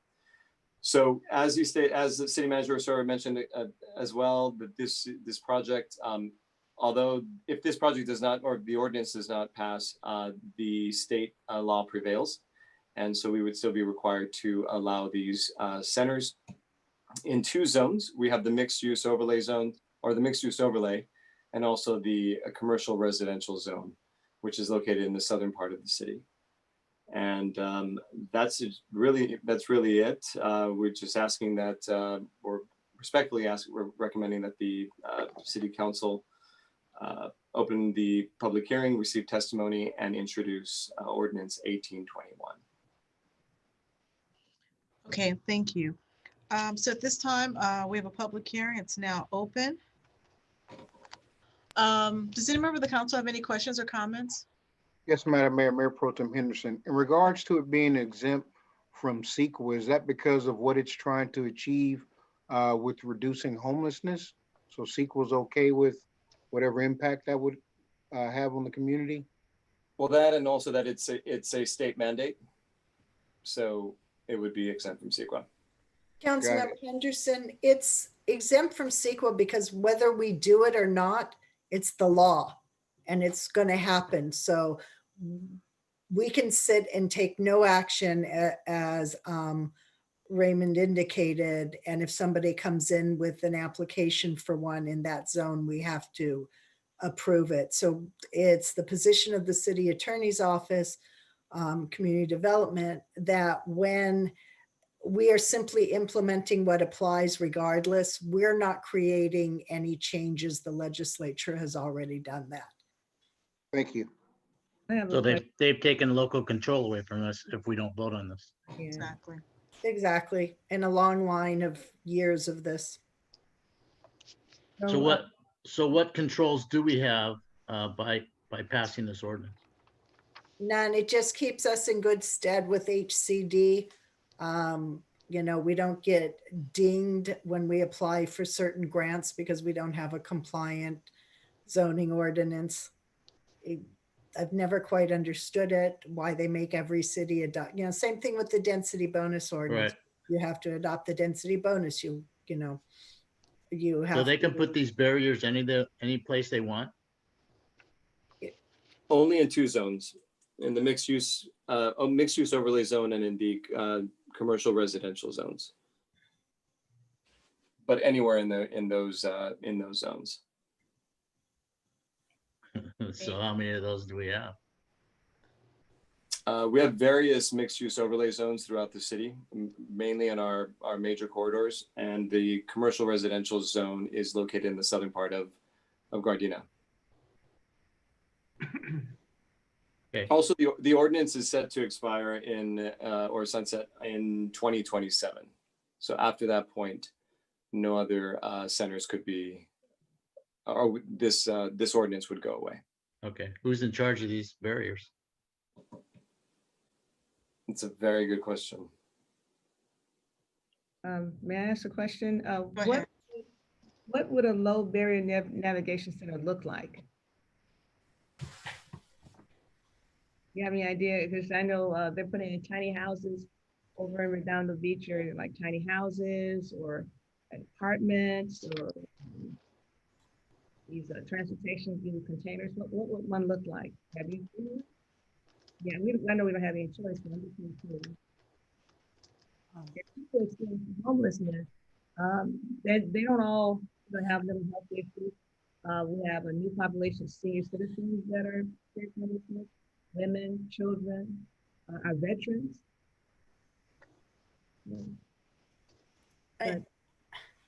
I'm sorry, I'm having trouble hearing Councilmember Francis. It's. No, I was just asking, what would it look like? Is it an office building, or is it an apartment or apartment building? I assume it could be a variety of things. It'd be an apartment building. It's definitely housing. I mean, it provides housing, but it also provides services on site. So maybe if it were a multi-story building, maybe the bottom floor is where they're providing services and there are residential units up above. Or if it were single story, there's a building for the services. The idea is it's not just residential, but it's helping help the homeless people get into permanent housing. But these are people experiencing homelessness. And, yes. People experiencing homelessness, and the services are wraparound. If you right there at El Segundo, and that's kind of, that's a huge apartment building, and they provide wraparound services. So it's not all as negative as it can be. And I think, the state is now it's not as negative as you may think it was. I think people have an aversion perhaps to people experiencing homelessness because of some of the people that are wandering the streets that have mental health issues, but not all people experiencing homelessness have mental health issues. And I think the state may even give us some latitude in maybe choosing a population to work with, or LAPSA, or I think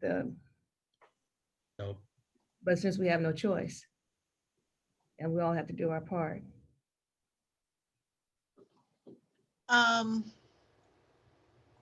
Did you want to respond to that, or was it just a comment, Councilwoman? A little bit of both. Okay, does anyone have a response? Lisa, Carmen, Clint, Ray? So we don't know what agency is going to, we have no idea what agency is going to monitor. We don't. It could be various agencies, and yes, and thank you for that. I think it's the manner in which the state is requiring local jurisdictions to approve this. But yes, I thank you for your comment about those who experience homelessness. Okay. So is this kind of like the hotels that turnkey? Well, it's not called turnkey. Well, Project it's Room. called home key now. Yeah, it's home key. So what they're doing is the city of LA is buying hotels. They bought 10 of them. One of them is on our border, and they're going to house homeless people there. And the onus is families and elderly. Now, the people that are supposedly in charge of that are going to be the people from PATH. And PATH is a homeless organization that has operations throughout Los Angeles. But I don't know how they're gonna do that. It's amazing that they're just gonna buy up hotels, and so are they gonna do that in our city too? For this type of the low barrier navigation center, if there was a hotel in the mixed use zone, then yes, they could use a hotel to do that. So there's actually no rules in this thing other than you have to allow it. There's very minimal requirements. Some of those are how, for instance, how clients get in how they enter and exit the building. It has to comply with Division 8 of the Welfare and Institutions Code. But it's really about access to and from the building, but there isn't, other than that, the requirements are very minimal. Who refers them? Is there Probably. a referral process, or they just kind of show up? There's a LAPSA. No, there are agencies. PATH is probably one of them, but there are agencies. LA, Los Angeles Public Housing Agency is called LAPSA.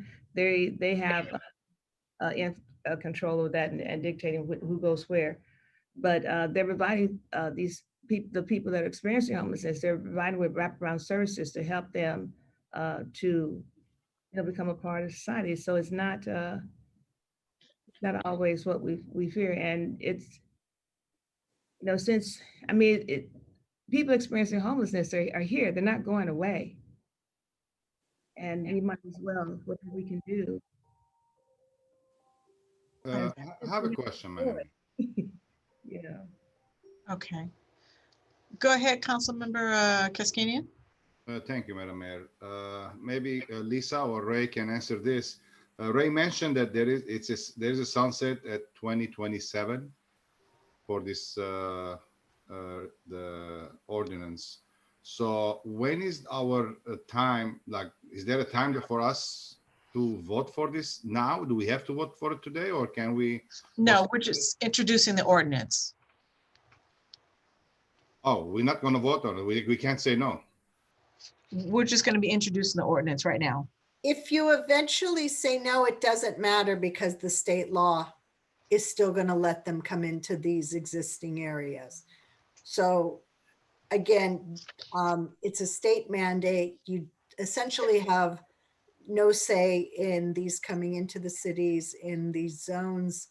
The ordinance, as I said, keeps us in good stead with HCD and other agencies because all the new legislations have put more of sticks behind them that cities can be punished by losing priority grants and other types of funding if they don't have compliant ordinances. And then HCD can look at your housing element and say, well, you haven't done X, Y, and Z. Madam Mayor? Yes, go ahead. I was going to say, so homelessness is an issue, and working with a few of those populations, sometimes just providing an address for somebody so they can kind of continue working and all that. But the sunset part is kind of puzzling to me because is the assumption that at time of sunset, nobody's homeless anymore? And I know we can't answer that. That's more of a Sacramento thing. I don't understand why they would sunset it if we're still trying to address a real chronic issue. Right. We sunsetted the ordinance because the state law, and I apologize if you guys keep seeing me turn my head, it's because I'm reading on my other screen, that the law that was enacted is only in effect until January 1st, 2027. So we made the city's ordinance coordinate with the date the state law sunsets. I think what the state is doing is trying out a lot of programs and they're putting sunset dates in them. They may go ahead and lengthen some of these programs. That a lot of the housing bills that were passed in 2019, they had two sections, one that would be in effect till 2025, and then on January 1st, 2025, the new section, which was almost verbatim with maybe one or two tweaks, automatically took effect. I think they're just trying to try some things out to see, throw everything at the wall and see what sticks for the next few years to help. Okay. Thank you, Lisa. Madam City Clerk, do we have any speakers from the public? Or Deputy Clerk, either one? We do, Madam Mayor, we do. We have a Okay. speaker, Rudy Martinez. Okay.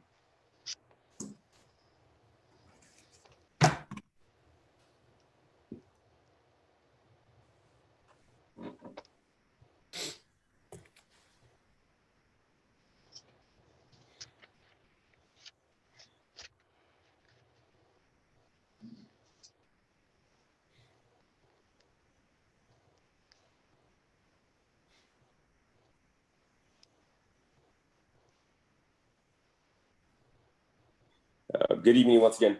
So I just wanted to chime in a few things. I think when we present these for as ordinance, we should have more information. We don't know who's running it. We don't know how it's going to be or what it's look like. You guys are asking great questions, so great job. I just think that we should have a lot of these answers ahead of time and not guess and assumptions for that. And then I want you to know a lot of the citizens around here are opposed to this. So, and we find it a little frustrating when we're told, hey, you have to do it anyway. So that's frustrating. So we would like for our city officials to hear our citizens saying we displease it. And so not just to say, hey, well, we have to go with it because the state's going to do it anyway, because that makes us feel like we don't matter. So when we pay our taxes or we're becoming good citizens, it's for leadership that doesn't follow our wishes, or at least put our voice forward, even if it gets denied, at least put our forward. And as far as being in good graces where we may lose out on grants, we're one of the highest tax cities in the area at 10.5%. So I think we should be all right with that if we lose any money. Although I know we pay a lot of consulting and legal fees and all kinds of other fun stuff, and wait forever to make decisions before we start actually tightening down on the budget. So that might affect us. But I just want you to let us know a lot of the citizens are opposed to that. And then just when we have these ordinance or stuff introduced, have all these answers available. That's just my observation. Thank you. Okay, thank you. Any other questions or comments? Okay. I guess the reality of this is at the end of the day, we can talk about this for the next hour, but when the state comes down with something, we may not all want it, just like ADUs, we hate to say it, but we just kind of have to deal with it. The state can override us as a city here. So if there are no more questions at this time, I'm going to go ahead and, I'm sorry, Madam City Clerk, was there any more speakers or? No, Madam Mayor, we don't have any more speakers. Okay, if there are no more comments or questions at this time, I'm going to go ahead and close the public hearing.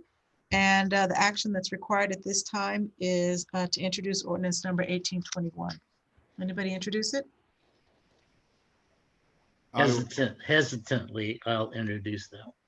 Okay, Madam City Clerk, ordinance number 1821 was introduced by Councilmember Tanaka.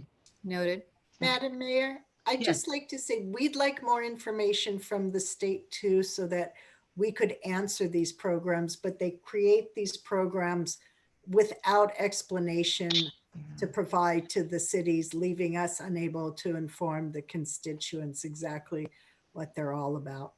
Because they don't care. Which side of the House actually introduced this? The Assembly or the Senate? I'm looking. Hang on. It was Senate Bill 48, introduced by Scott Weeder. Oh, Wiener? Okay, got it. One of his housing bills. It's not. Okay. That being said, let's move on to the next departmental item, item number 8C1. I just want to make a quick note. It is 10:36 right now. And an hour and a half to go. Mr. City Manager. Councilman Tanaka, I actually stand corrected and I relate the information to Mayor Serta. So your city policy actually dictates that at 11 o'clock, any member of the council may choose to bring up the notion of postponing the meeting, terminating the meeting and canceling it or adjourning it to another date. However, it requires a majority vote of the council. Other than that, we can continue on into the whatever wee hours of the morning. Go ahead, Madam Mayor. This is a party. We're having fun. Let's roll. We're doing it, right?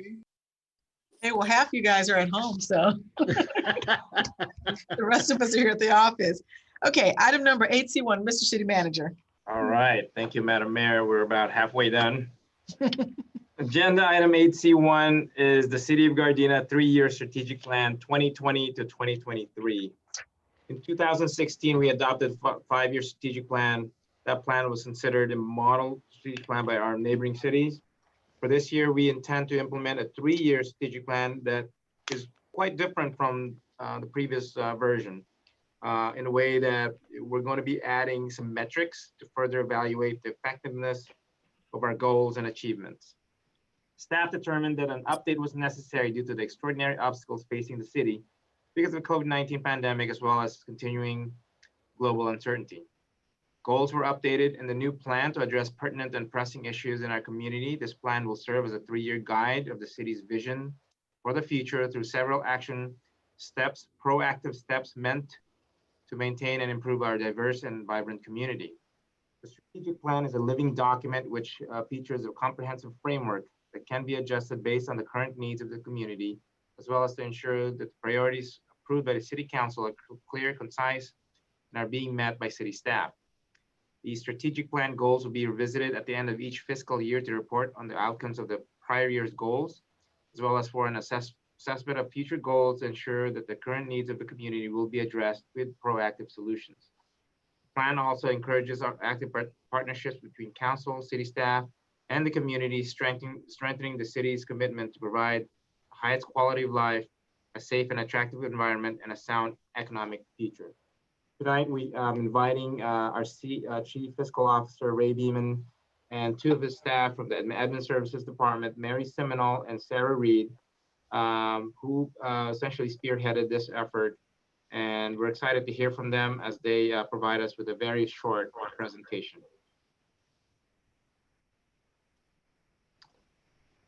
Okay, go ahead. I need to share my screen. Okay. Thank you very much, Clint. I will let Mary and Sarah take this away since they did a majority of the great work.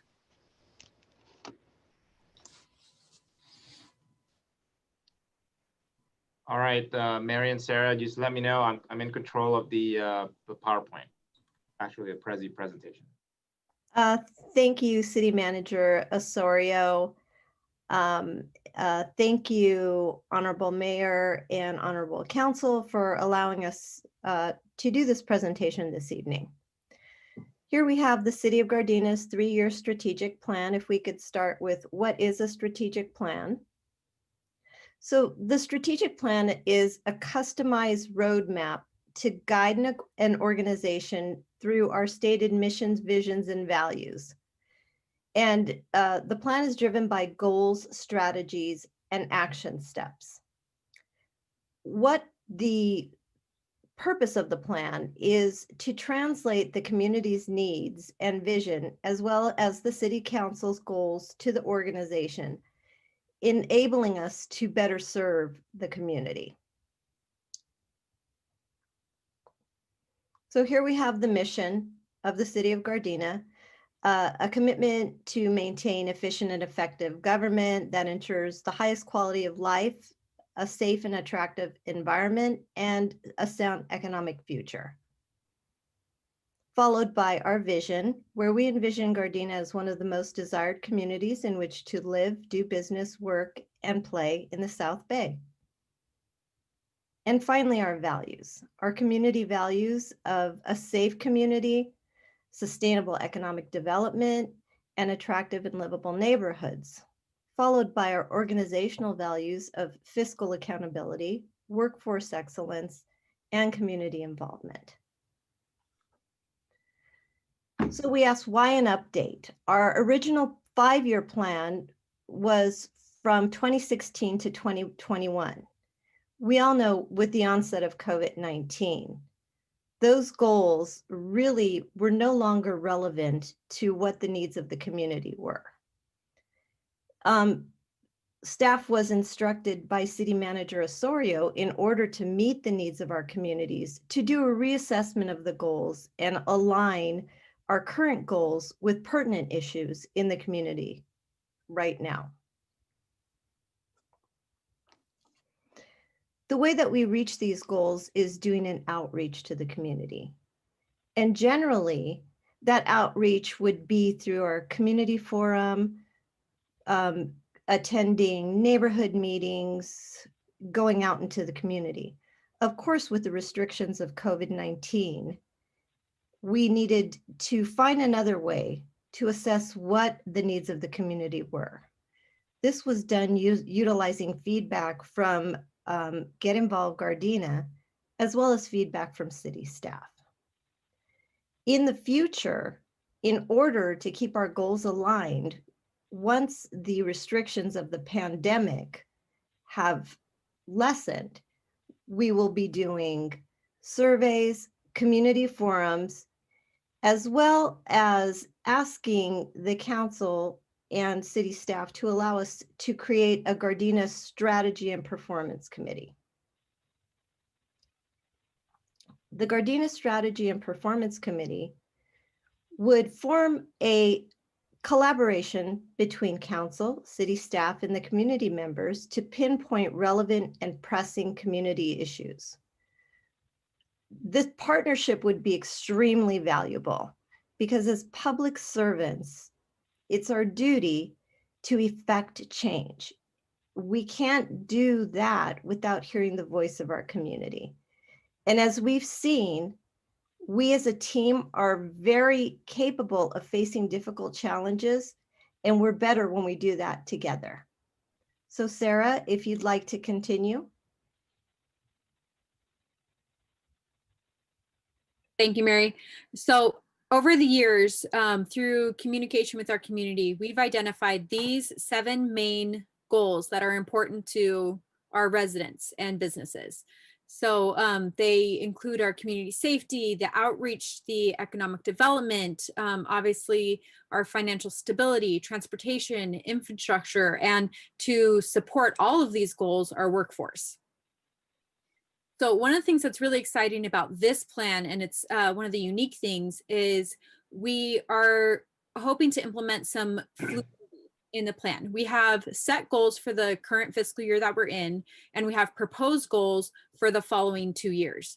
But we're hoping at the end of each fiscal year, at the close of that, we can evaluate the outcomes to the goals for the prior fiscal year, and we can evaluate and potentially revise the goals for the following fiscal year, so that we can be continually reacting to the changing situations. So like I said, we're going to evaluate the outcomes for the goals, and we're hoping to, at the end, after each fiscal year, present that to council and say, okay, these were our goals for the fiscal year, and this is how we were able to achieve them. This is the outcomes that we have. This is the public's response to these goals. These are the metrics that show how we accomplish these goals.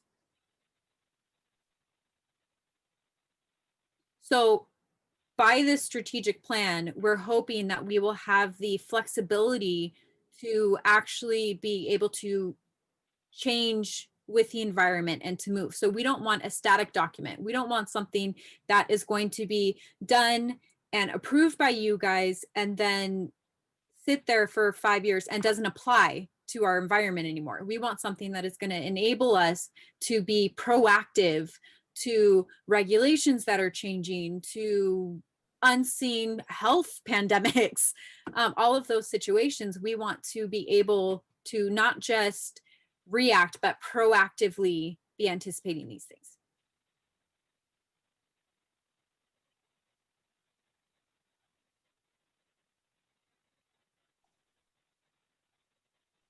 All right, thank you very much, Sarah. Thank you very much, Mary and Ray, for outstanding work done to this 3-year strategic plan. Like you all said, this is going to be a living document. We're going to be held accountable for each and one of those, and we're going to have metrics for the public and for our residents or for our council to see how really we are doing as stewards of our city and our community. So thank you very much. We welcome any questions from the council at this point. Does any member of the council have any questions or comments? Yes, Madam Mayor, Mayor Pro Tem Henderson. Go First ahead. of all, I'd like to thank staff for their work on this strategic plan as we move forward. And I really appreciate the fact that you can tell in the plan, as you read through the plan, there was a lot of incorporation of, the public safety listening tour and some of the things that we had talked about as a group. It's great. It defined our responsibilities as a council as we move forward. So that makes it clear as far as the vision of labor and our responsibility to be collaborative with our community and city staff. Mr. City Manager, regards to the performance indicators, is it possible for us to get some sort of tool that we can track the performance as far as some of the goals of the strategic plan? Or is it just going to be just reporting out versus us just kind of going online and looking at red, yellow, green as far as how we're meeting some of the indices? We're actually, great question, Mayor Pro Tem Henderson. We're actually looking, and we've been tapping into, I believe you're familiar with Power BI. We've been using that, trying to see how we can better improve it.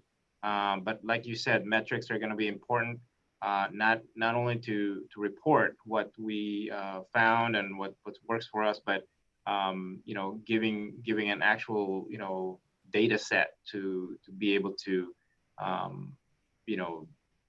evaluate what we're doing, whether or not we're doing good, we're doing not so good, or maybe we need to evaluate other relevant items, not just what we identified.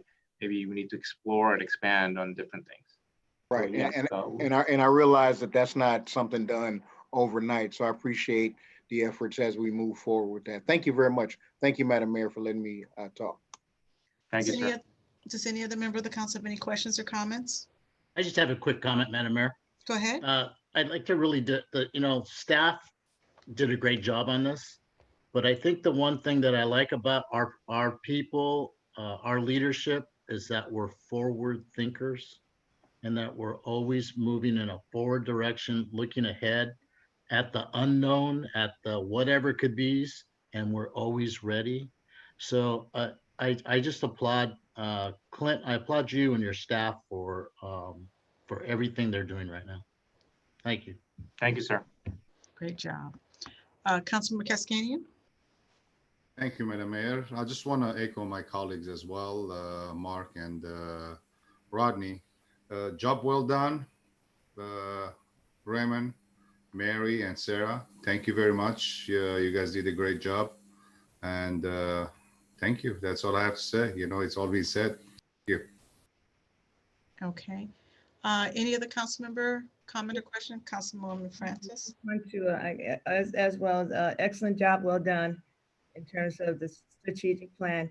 I think Councilmember Henderson touched on a little bit about the evaluation. I think it's important that we should always have some type of formal assessment or formative assessment of how we're doing, and some way of judging that up. Particularly customer service wins the race every time. And so I didn't, there's a lot to read, but if there's some way of gauging customer service, complaint, maybe I'm sure we're not gonna have any complaints, but for example, turnaround time and permitting and plans and all of that, if we can figure out a way to, I know it's in there already, but make sure it works.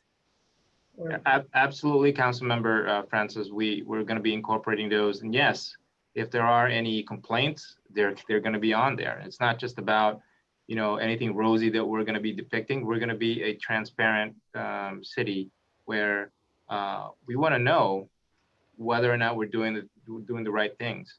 And if we're not doing the right things, then we need to address them. I think it's more important to point out some of the negative things that we are doing. Maybe we don't think it's negative, but the public may think so. And so we need to point that out, and we need to correct that if need be. Yeah, it was an excellent document. I haven't seen a whole lot, but from what I've seen, this is you stand, it's way up. If I were going to give you a grade, I'd say A+. Thank you.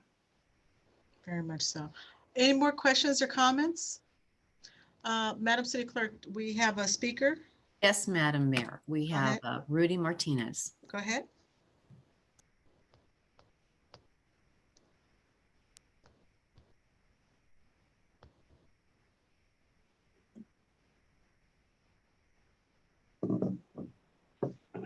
Okay, good. Hey, this document that we're talking about in regards to the research, is it the one that's online?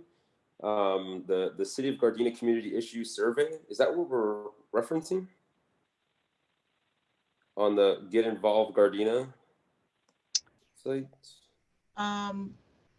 Go ahead with all your questions, and then afterwards we'll have somebody answer that, Mr. Well, that's what is pertaining to my question, because this was done in 2019, March of 2019. So I just want to make sure, are we talking about the same document? Or are we talking about one that's showing online that says 2019?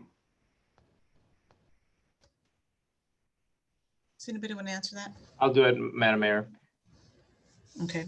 Thank you for your question. The 2019 survey that you are referencing does pertain to Get Involved Gardena. That is in 2019. This is a 2020 plan. So what our intention is to gather some data, do what we said we're going to do first on the first year, and then perform a survey when it's allowable and easier to do when we're out of this COVID pandemic. It's very hard to collect data and reach out to the public and do some community outreach using Zoom and using, not using personal communication. So we're going to be reserving that towards the latter part of 2021, where we reach out and then perform surveys to the public. Okay. Any more questions or comments? Okay, if not, again, thank you guys for putting this lengthy document together. Very informative here. Can I get a motion to approve the plan? So moved. Is there a second? Second. Okay, Madam City Clerk, there was a motion made by Councilmember Cascanian and a second by Mayor Pro Tem Henderson. Will you call the roll, please? Councilmember Cascanian, Yes. Councilmember Henderson, Yes. Councilmember Tanaka, Yes. Councilmember Francis, Yes. Mayor Serta. Yes. Next up is item number 8C2, Mr. City Manager. Mayor Serta, members of the City Council, agenda item 8C2 is resolution number 6488, addendum to resolution number 6332, and repealing resolution number 6466, implementing pay cuts, furloughs, and freezes for unrepresented confidential positions. In July 2020, the city adopted resolution number 6466, an addendum to resolution number 6332, implementing temporary salary reductions, freezes on merit increases, and suspension of sick leave and vacation buybacks. This measure was taken in response to the loss of revenues as a result of the COVID-19 pandemic. To minimize the duration of loss of wages and fringe benefits for our city employees, the City of Gardena continuously looked for opportunities to mitigate the financial strain of COVID-19. Since July 2020, the city took advantage of opportunities to realign long-term revenues and expenditures, for instance, Measure G, debt financing, and our pension obligation bond, and effectively reorganize internal operations to become leaner and more efficient. The city also gained additional revenue from the staggered reopenings of local businesses. Effective November 16, 2020, the city cautiously lifted furloughs and temporary pay cuts for affected employees, including GMEA, GMEO, and unrepresented and confidential positions. However, the freezes on merit increases and suspension of sick leave and vacation buybacks are still in place. The financial impact of this move is approximately $100,000 for 2020-2021. And is outlined as general fund 60,000, transportation 31,000, other funds is 9,000. What's required tonight is adopt resolution number 6488. Okay. Does any member of the council have any questions or comments? No? Madam City Clerk, do we have anybody wishing to speak on this item? Yes, Madam Mayor, we have we have one individual, Zahid Ahmed. Okay, Go ahead. And I thought we had another one up, but that is not up any longer. So it's just one individual. Okay, let's go ahead.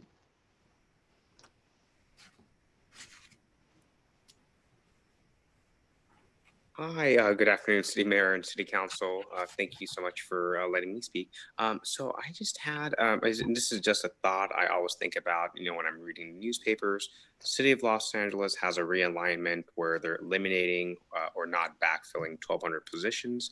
City of Torrance, police and fire are reducing of their budget with a hiring freeze. And this is just a personal thought I have. The city of Gardena is not. I don't think it's financially stable at this moment. Because we have the loss of revenue. If you look at state employees, they have a pay cut for I think it's 2 years. I think cities should start matching or following California Human Resources compensation. A good example could be last city manager Edward Medrano, $700,000 in pay. A city had $50 million in a loan right now for unaccrued retirement liability. Good thing it's going to be paid off in 18 years at that 3-point-some percentage. And then certain businesses are not fully operational at the moment due to the pandemic. I think we should just look at other cities, maybe even the state. State workers have a very hard time. They're having a 10% pay cut, loss in income. So I would reevaluate essentially long term. Think about possibly delaying and also delaying any even instituting a pay freeze for at least I would say at least a year. Just because of, if you look at certain cities, they're all essentially everyone's being hit very hard financially. State workers losing 10% of their pay. So that's what I would just encourage the city to look into, compensation and essentially following Cal HR as as a good revenue compensation resource. Thank you. Okay. Madam. One second before we go there, Mr. City Manager, as we're moving forward with this here, just kind of point of reference here, I don't think this is a decision made lightly at the time when we put all these furloughs and layoffs and freezes on hold. I mean, it was a tough decision to make. Now that we're looking to reverse this back, I'm sure there's been a lot of careful analysis of all of this and moving forward. At this point, can you kind of reiterate or speak to that a little bit? Yeah, certainly, Madam Mayor. I think if I may, would you mind if we waited for all of the sure okay. comments or speakers to be heard, and then I'll address what we're doing okay. here. Thank you. Madam City Clerk?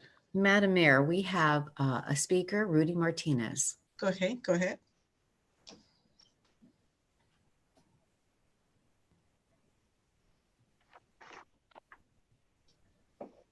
Okay. All right. Thank you so much. So finally, somebody comes forward with some actual information in regards to that too. Yes, a lot of your citizens are hurting over here. My wife, she's out of work now too. So a lot of us are hampering down, and you guys continue on. Continuously, it's very frustrating. I'm glad he said it too. That's exactly what I was going to say. So he stole my thunder a little bit. But I just wanted to say, just looking in our books too, we're spending $1.2 million on childcare. I don't understand that. Just this childcare, 5,000 here, 9,000 here. That doesn't make any sense. And then same thing too. I've asked before, can we spend locally on some of the stuff we use? For example, like for uniforms, we're spending over $1,000 a month with our 10.1% tax that we love to do in the city of Gardena. That's $105 a month. So what is that? $1,260 annually. I mean, just little things like that. The Cal cards for like less than 3 months is $26,000. So what is that? It's coming down to like $100,000 on the Cal cards we're doing. We have these random cell phone charges, $1,000 here, over here, $100 over here. It's just kind of all over the place.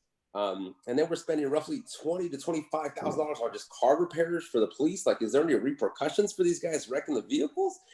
I just feel like, what is going on? Honestly, that's why I just thought I thought it was a joke when he said you guys were forward thinking, but clearly we're not. I mean, we're not even in line with these other cities. I mean, at some point, do you guys even just read the books, or just do you constantly rate on the city manager to tell you what it is, and then he rebuttals with vague and fake answers? It's just absurd to me. I just don't understand what you guys are doing. Is it just we just get elected and we get to just go up there and say, hey, we have this title, now I'm gonna run the city into the ground? It's very, very frustrating, very frustrating when you have kids over here and say, hey, I'm gonna leave this house to you, leave you something, but now the city's running amok. It's just nobody's running the ship. I just don't get it. I just don't get it. This is very frustrating. I hope something changes. I hope a light bulb goes on somehow, somewhere. I don't know, but this is, and just like with some of these surveys and reach out, that last survey we were talking about from last year had a response of 1% of our population. And that's what we're going off. And you ask 8 questions and that's the 8 priorities. It just doesn't make sense. It's comical.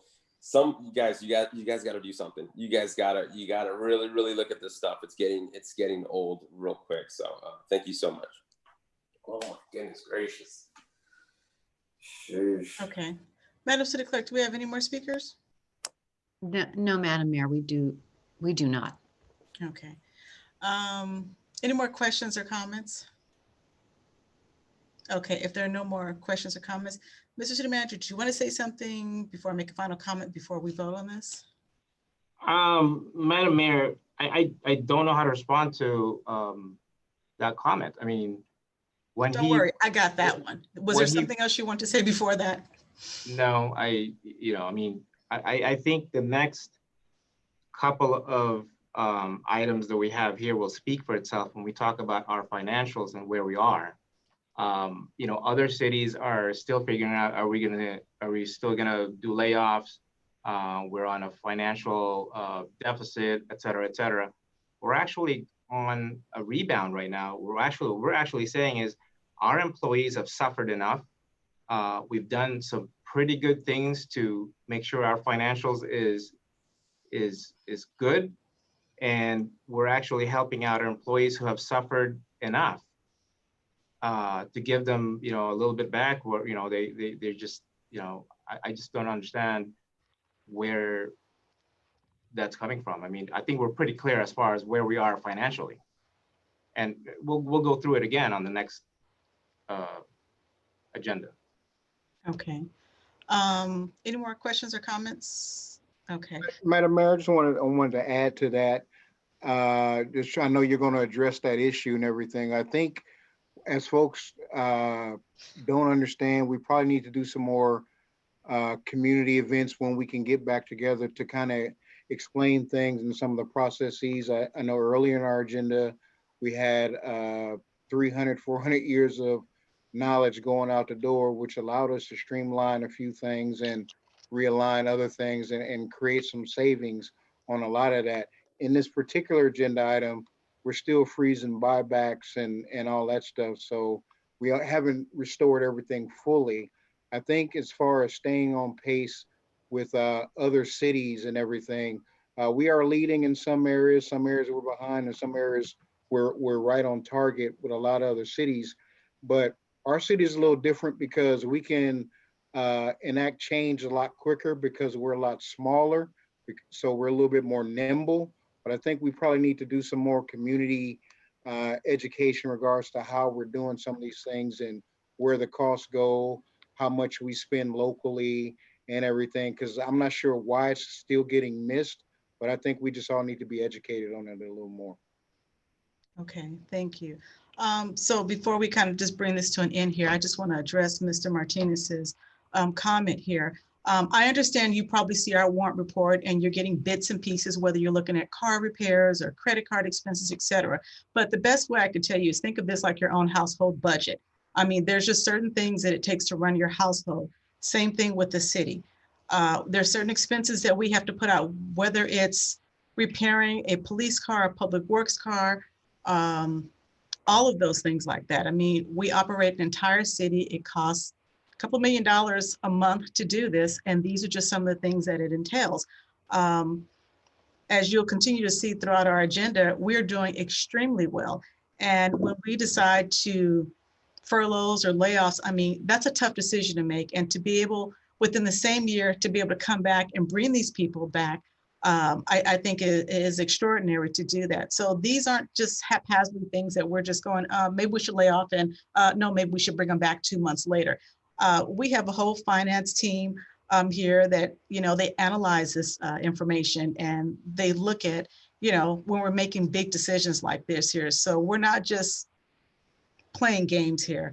And as a council, we have our reports here. We have them 4 or 5 days prior to. We study this information. And for many of us, like myself, I've been on this council for 12 years. A lot of this information, some of it we know it because we hear it year in and year out, because we're voting on some of the same things, whether they're grants or things that were awarded, budgets. So we're very familiar with it. So maybe we don't answer maybe the questions that you want us to answer, but a lot of this information we know. I always welcome people to ask questions, but I think sometimes maybe you don't quite understand, you know, what it is we're doing. We're running an entire city here. And I'm really happy with the work that our entire team is doing, from our city manager down to every single employee here. So hopefully that answers some of your questions there. With that, I'm gonna go ahead and ask, at this time, can I get a motion to adopt resolution number 6488? So moved. Is there a second? Second. Okay, Madam City Clerk, there was a motion made to adopt resolution 6488 by Councilmember Tanaka and a second by Councilwoman Francis. Will you call the roll, please? Councilmember Tanaka, Yes. Councilmember Francis, Yes. Mayor Pro Tem Henderson, Yes. Councilmember Cascanian, Yes. Mayor Serta. Yes. Okay, next up is item number 8C4, Mr. City Manager. We're gonna go to 8C3, Madam Mayor. Oh, did I skip that? I'm sorry, 8C3. 8C3, Mayor Serta, members of the City Council. Approve proposal of an 18-year fresh start of the city's unfunded accrued liability for safety and miscellaneous plan employees. On July 28, 2020, Council authorized the issuance of pension obligation bonds in an amount not to exceed 101.49 million to address budgetary challenges exacerbated by rising pension costs. At the October 27th Council meeting, resolution number 6485 was adopted, authorizing the distribution of the preliminary official statement, or POS, the bond purchase agreement, and the continuing disclosure certificate. Council also approved a formal policy relating to the management of the future pension liability, also known as UAL policy, at that time. With the passage of resolution number 6485, the following actions were taken for the pension obligation bonds. On October 27th, Standard & Poor's reaffirmed the city's AA- bond rating. On November 3rd, the POS was posted and an investor presentation was conducted. Between November 6th and November 10th, several calls were conducted for pricing, marketing, and sales of the bonds. The bonds were completely sold on November 10th, 2020, concluding in the wire transfer of the bond proceeds to PERS on November 24th, 2020. Staff is now requesting approval to reduce the amortization of our unfunded accrued liability, or UAL, through an 18-year fresh start.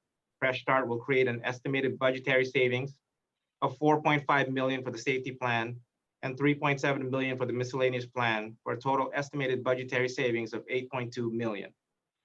The Finance Committee approved the recommendation regarding the approval of the Fresh Start plan for safety and miscellaneous at the December 10, 2020 meeting, and directed staff to move forward with steps to gain council approval. The Fresh Start, along with the pension obligation bond, will generate an estimated 51 million in total budgetary savings.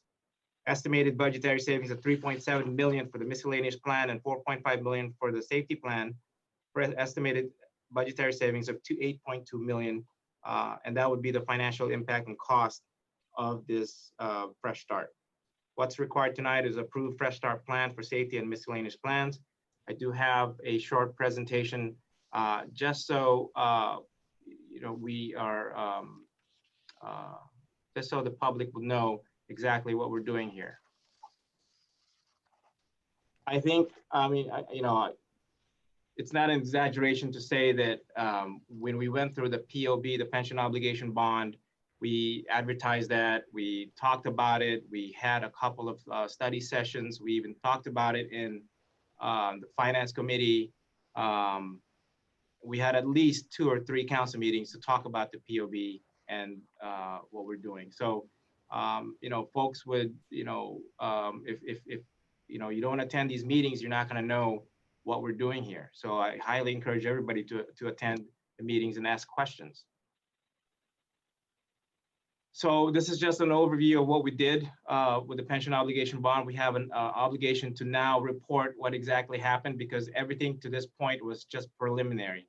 On October 27, again, S&P reaffirmed the city's AA- rating. And then happy to say that in one day, our bonds were completely sold on November 10th. And the very next day, our bond, the city's bond, is being traded in the secondary market. People are actually making money off of our bonds in the very next day. Wire transfer of funds to PERS on November 24, 2020. We never touched the bond proceeds. The trustees directly remitted the funds to CalPERS. Next step is to enact a fresh start, which is why we're here tonight. So the pension obligation bond, what we saw initially on the meetings that we were having, would be under the projected column. From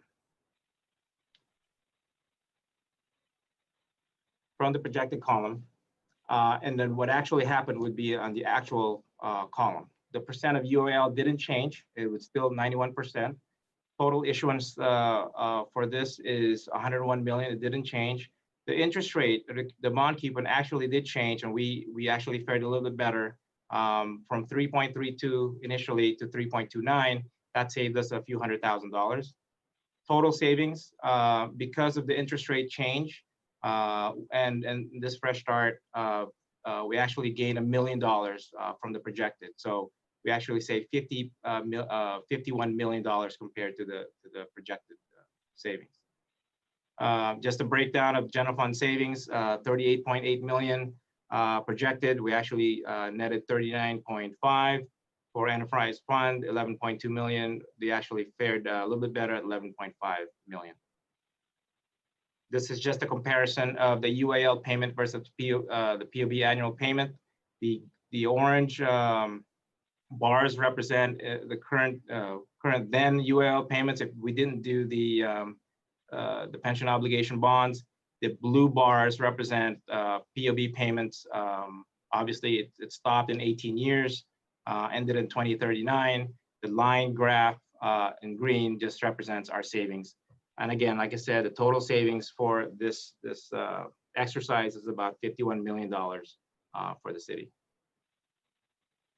So the proposed fresh start after the POB was issued, the city's remaining UAL has been lowered to 9.7 million, or around 8.84% of the original UAL. We do this because it's a strategy, just in case CalPERS actually overperforms and becomes super funded.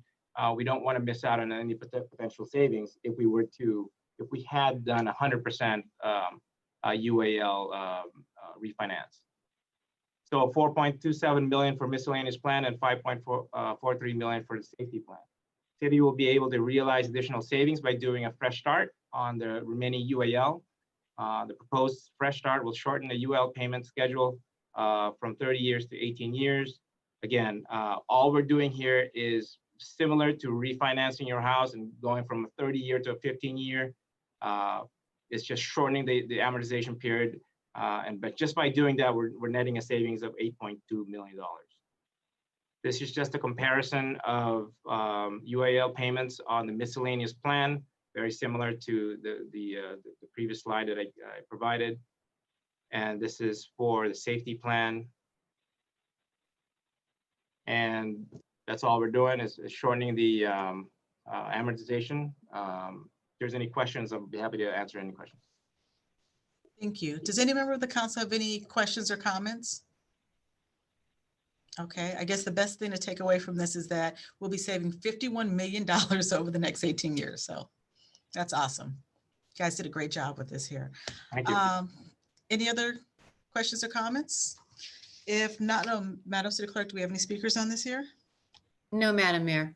Okay, if not, can I get a motion to approve approve and execute the proposal? So moved. Second. Madam City Clerk, there was a motion made by Councilmember Tanaka and a second by Councilmember Kaskinian. Will you call the roll, please? Councilmember Tanaka, Yes. Councilmember Kaskanian, Yes. Mayor Pro Tem Henderson, Yes. Councilmember Francis, Yes. Mayor Serta. Yes. Okay, next up is item number 8C4, Mr. City Manager. Mayor Serta, members of the City Council, agenda item 8C4 is the City of Gardena audit reports for fiscal year ended June 30, 2020, comprehensive annual financial report, or CAFR, and the family, child care, and GTrans. Presented for the City Council to receive and file their audited financial reports for this fiscal year ended June 30, 2020, as prepared by the city's contracted auditing firm, the Poon Group, LLP, an independent public accounting firm duly licensed and qualified to perform audits, the state and local governments within the state of California. The goal of the independent audit is to provide reasonable assurance that the financial statements of the city for fiscal year ended June 30, 2020 are free from material misstatements. At this point, I'm going to share my screen again, and I'm going to be going over the CAFR.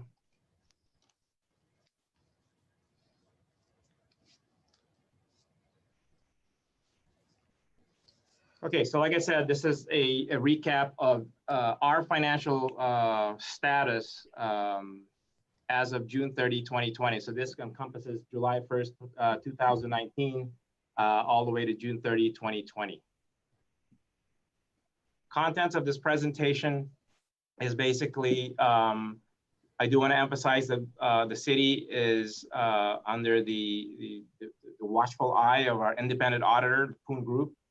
So there's nothing that the city is presenting here that's biased, misstatement, erroneous, because they do have to sign off on our financial statements. And that's how we ensure that the city is doing the right things and reporting the right financial statements. We're going to give you a brief overview of our financial statements.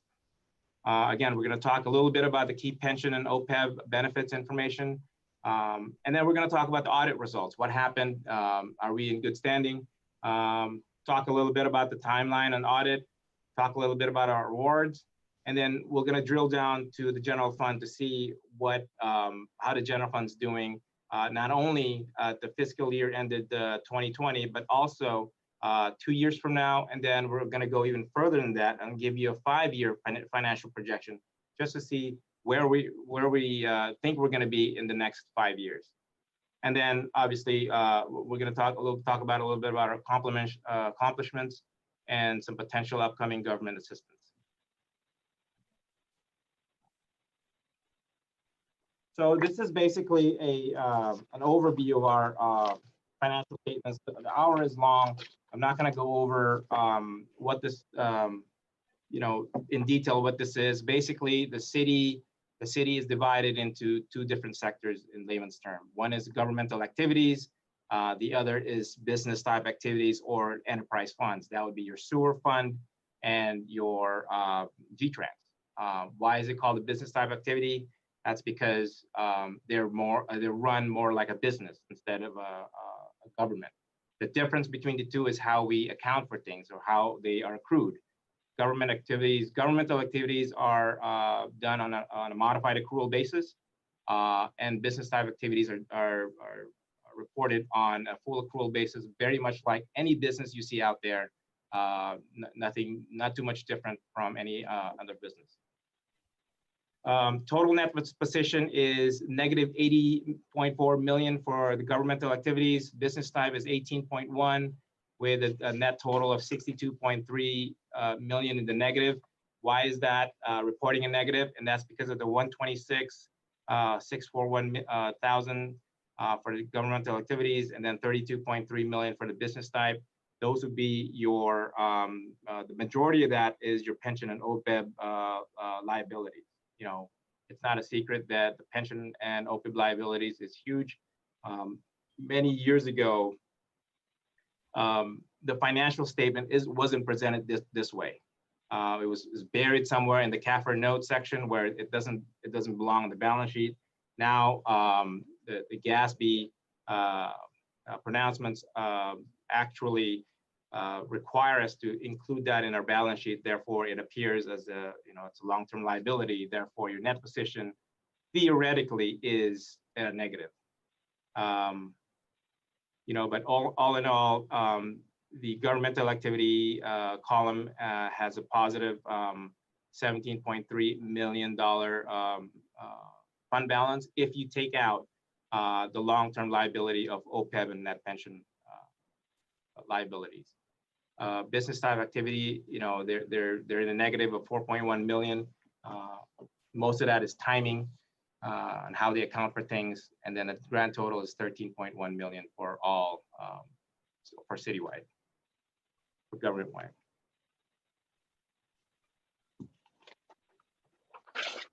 Next, that next slide would be general fund summary.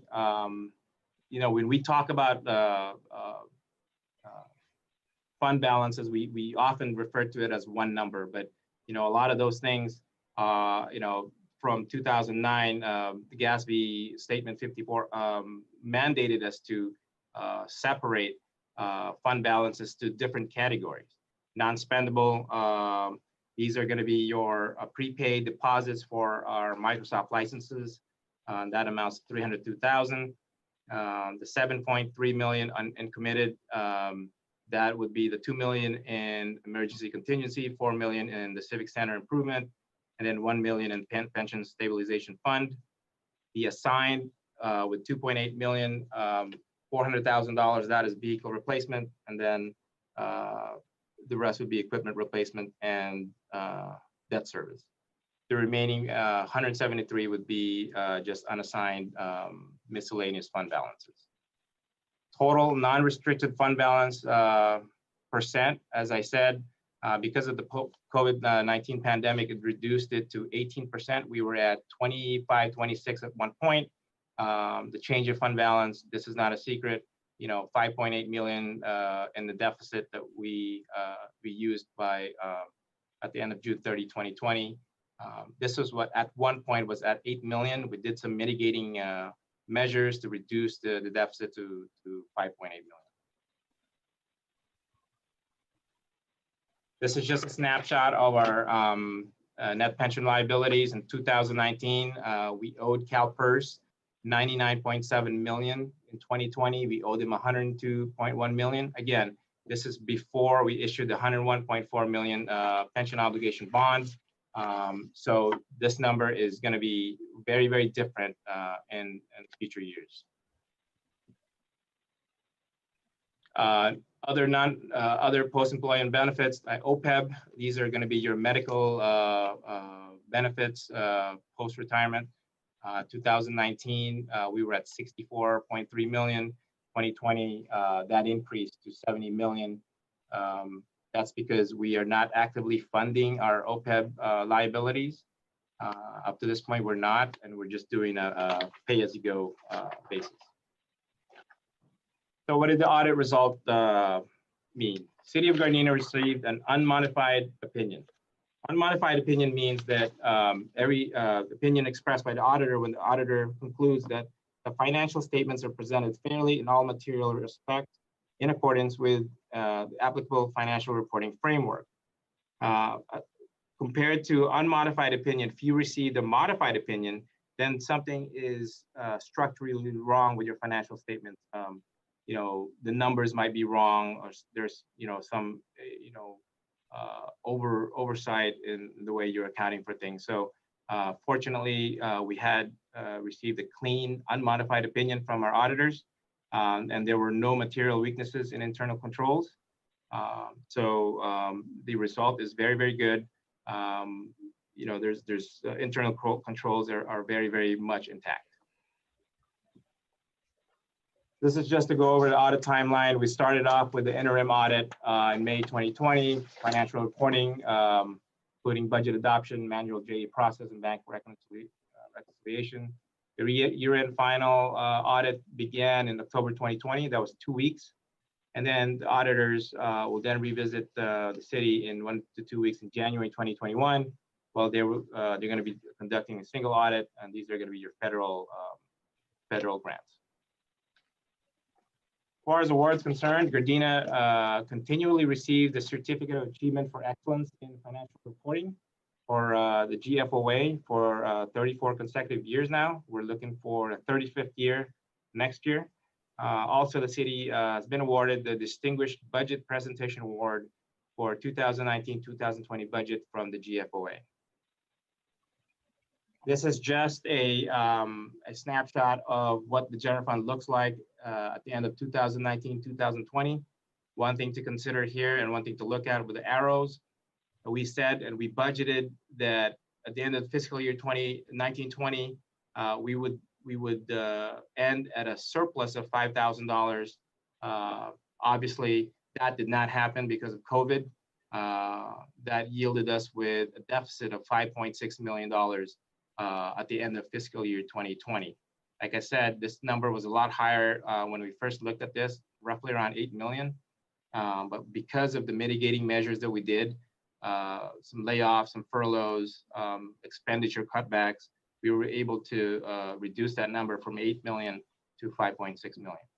As you can see on the very, very bottom here, the next arrow, our fund balance reserve went from 26.9 all the way down to 17.3. This next slide is to show the next 2 years, and this, really before we did the pre-pension obligation bond. In 2021, we thought that the deficit, because of the pandemic, would continue negative 1.7 million in 2021. And then in 2022, we thought that we'd be in a deficit of 329,000. If you look at the very bottom, before we did the pension obligation bond, our reserve continued to decline down to 15.1% in 2021, and then to 14.07 in 2022. After we did the pension obligation bond, as you can see, things started to look a little bit better. The operating deficit that we projected turned into an operating surplus in 2021, 2.3 million in surplus. In 2022, 3.8 million. So obviously the city is headed the right direction. The city, obviously, we're doing something right. If you can turn from a deficit of 2,329,000 to 2.3 and 3.8 million, something's going right. And you can see on the fund balance too. Instead of 15.17 in 2021, you're at 23.02% in 2021 after the pension obligation bond. And 2022, you go from 14.07 to 26.5. You're back where you started before COVID hit. So by 2022, we are fully recovered. The next 5 years is also a clear indication that the city is very strong financially, and obviously staff is doing the right things, and we're doing something right. So you can see operating surplus continue to go up. 2023, 3.8 million, 24, 2 million, and then 25, a little bit under 1 million. And on the very bottom is our reserves. We continue to go up 23% in 21, 26.5% in 22. And by the end of the 5 years, you're up at 31.93, almost 32%. Some major accomplishments that we were able to realize. Measure G, that added an additional revenue of 150 to 200 million for over the next 20 years. Obviously, the big one here is, pension obligation bond, the POB, along with a fresh start, saved the city $51 million. That's 51 million. Not a lot of cities can say that. And also adopted an unfunded accrued liability, a UAL policy that will address future UAL. Like I said before, we didn't have the mechanism to address 101 million UAL that continued to grow year over year. Now we have that. So hopefully and luckily, I don't think we'll be facing that kind of a problem in the years to come.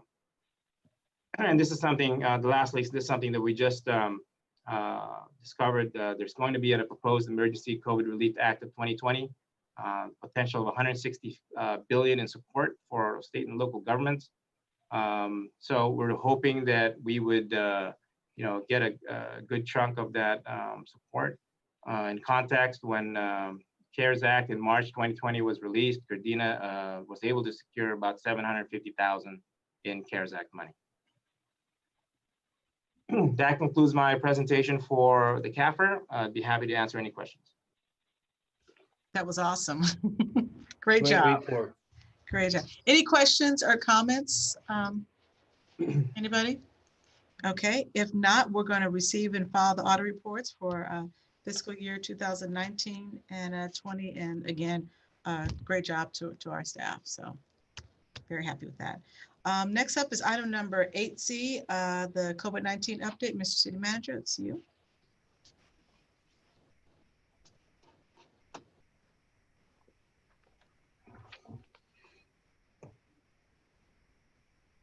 Madam Mayor, 1 second. Okay. Madam Mayor, this is Becky Romero, Deputy City Clerk Romero. We do have a hand up. Oh, Mr. okay. Rudy Martinez. Okay, go ahead.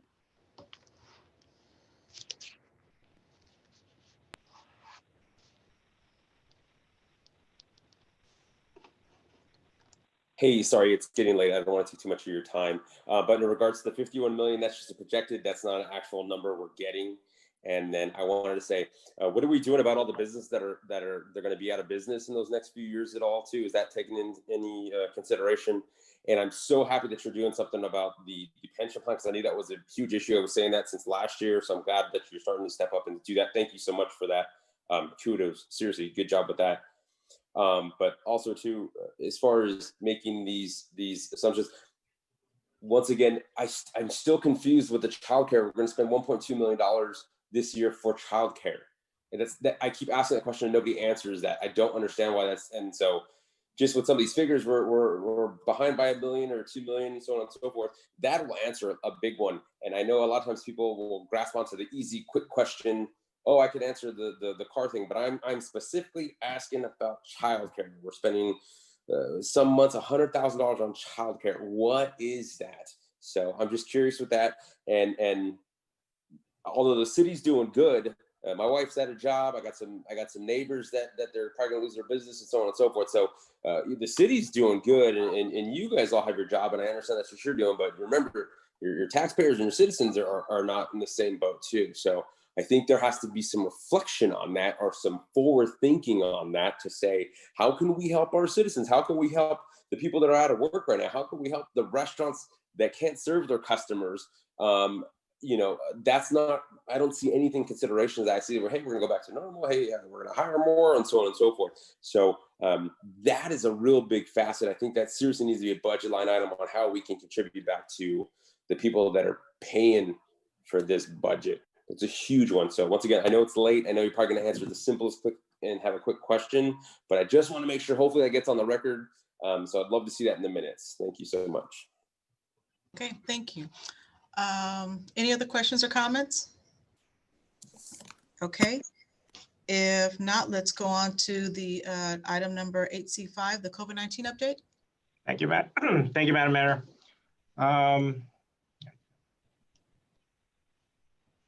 Okay, so for our COVID-19 update, it's been roughly around 3 to 4 weeks since we last reported.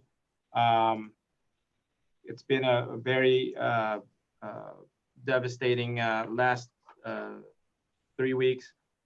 We reported in November 10th that we had 1,408 cases. We are now at 2,530 cases as of today. That's an additional cases of confirmed case of 1,122. And what's more significant is on November 10th, we reported 56 deaths in the city of Gardena. We are now at 68. That's a net add of 12 people that have lost their lives due to COVID-19. The city is 4th in ranking in the South Bay, and our infection rate is 4.26%. So over the last 2 weeks, the number of positive COVID-19 cases increased by 41.34%, with an average daily increase of 2.64. In comparison, LA County has experienced a 31.29% increase over the last 2 weeks. Healthcare facilities, local healthcare facilities are stable and are able to maintain all functions without assistance. The South Bay infection rate among all 15 South Bay cities, Inglewood has the highest infection rate at 5.21 per capita, followed by Hawthorne at 4.8. Lawndale has an infection rate of 4.32 and 4.26 of Gardena's population has tested positive. In accordance with regional stay-at-home order, the LA County Safer-at-Home order has been revised and is effective December 6, 2020. For additional information, you can visit our website. Effective November 21, 2020, all counties in Tier 1 must cease gatherings with members of other households and all activities conducted outside the residence, lodging, or temporary accommodation between 10 p.m. and 5 a.m. On December 3rd, 2020, the state announced that a regional stay-at-home order will go into effect a day after a region has fallen below 15% ICU bed availability.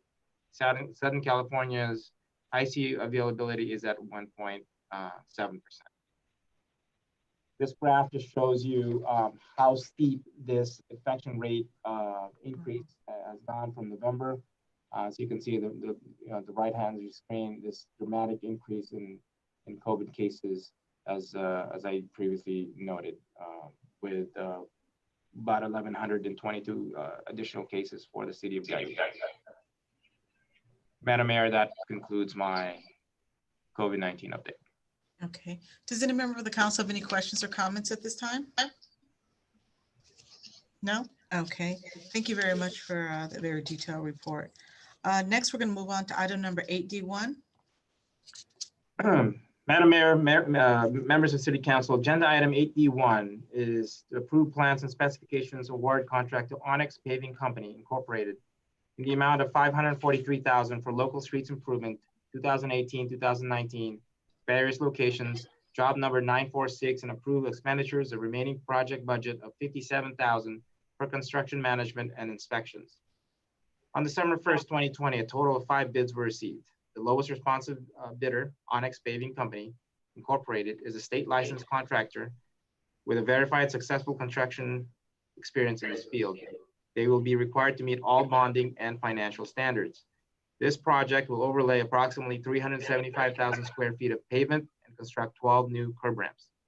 Sufficient funds to complete this project were appropriated by City Council in the 2018-2019 capital improvement budget using gas tax funds.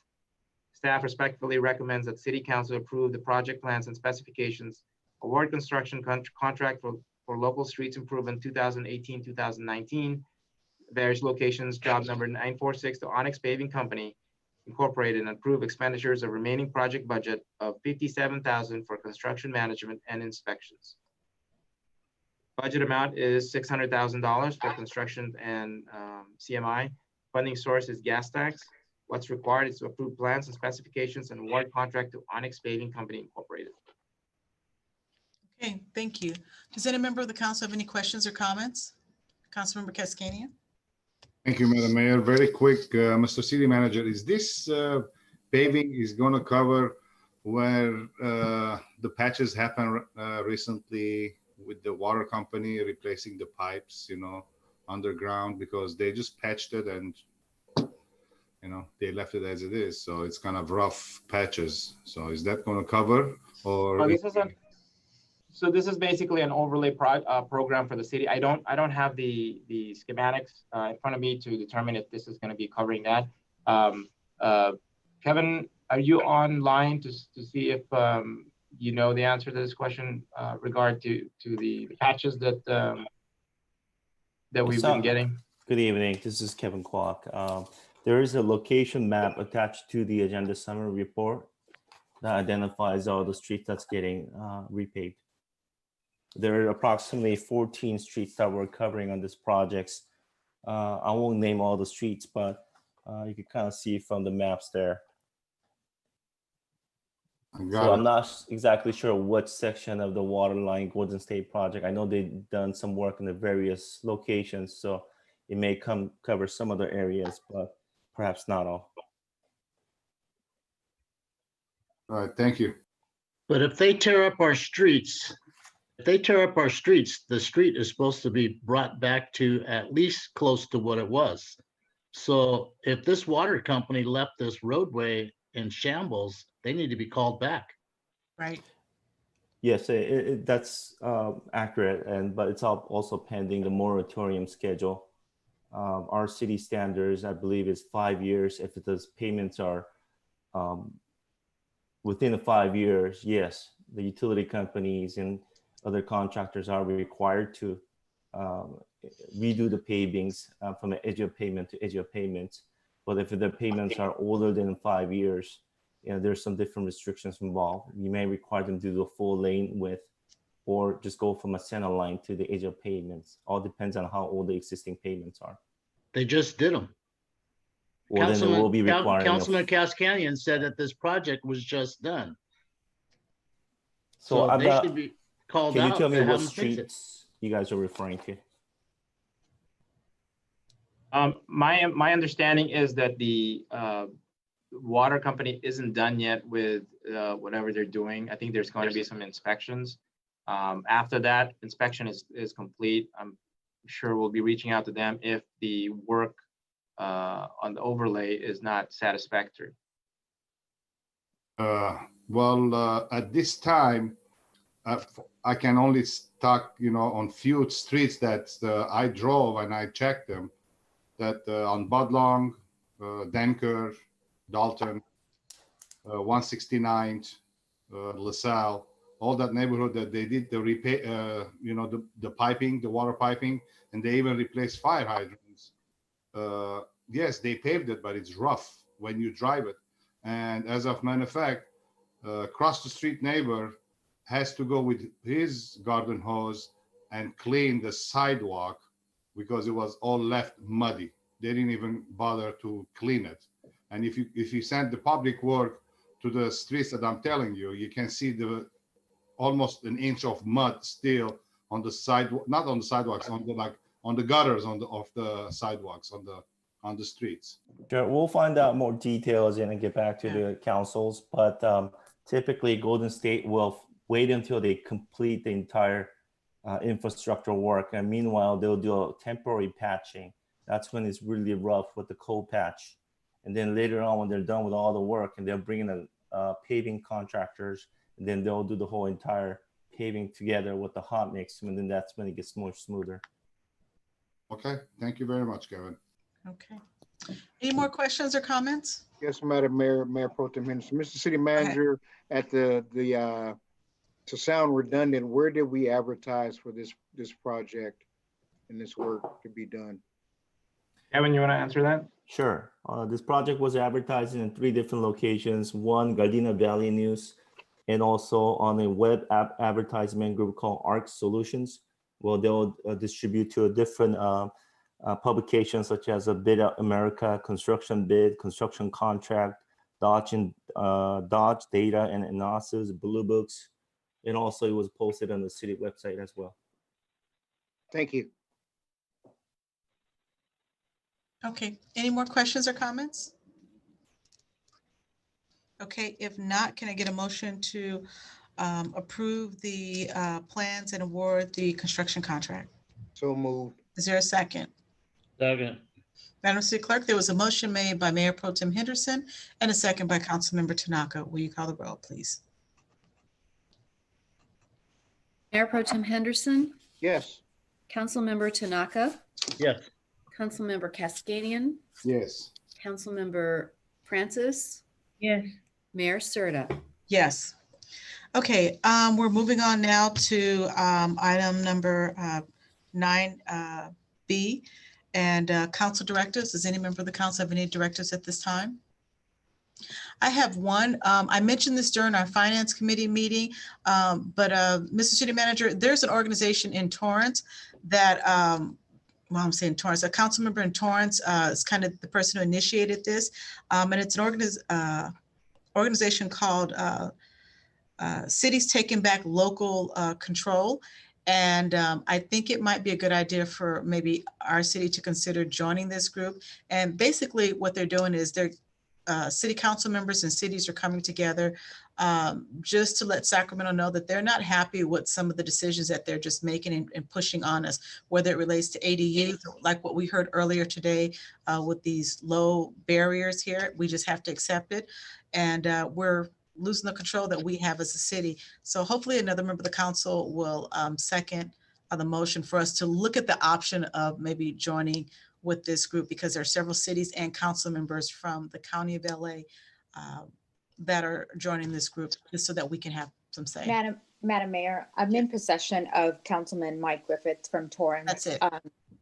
A correspondence with regards to the requesting the city support the California Cities for Local Control. And just as some background, a couple years ago, the city of Beverly Hills presented a resolution which basically sends it up to Sacramento, asking for more local control that we've seen eroded in the last couple of years, especially on zoning issues. So I have a draft of that resolution, and if Madam Mayor does receive a second tonight, then we can bring a proposed resolution supporting Beverly Hills resolution at the next council meeting. Okay. I second. Thank you.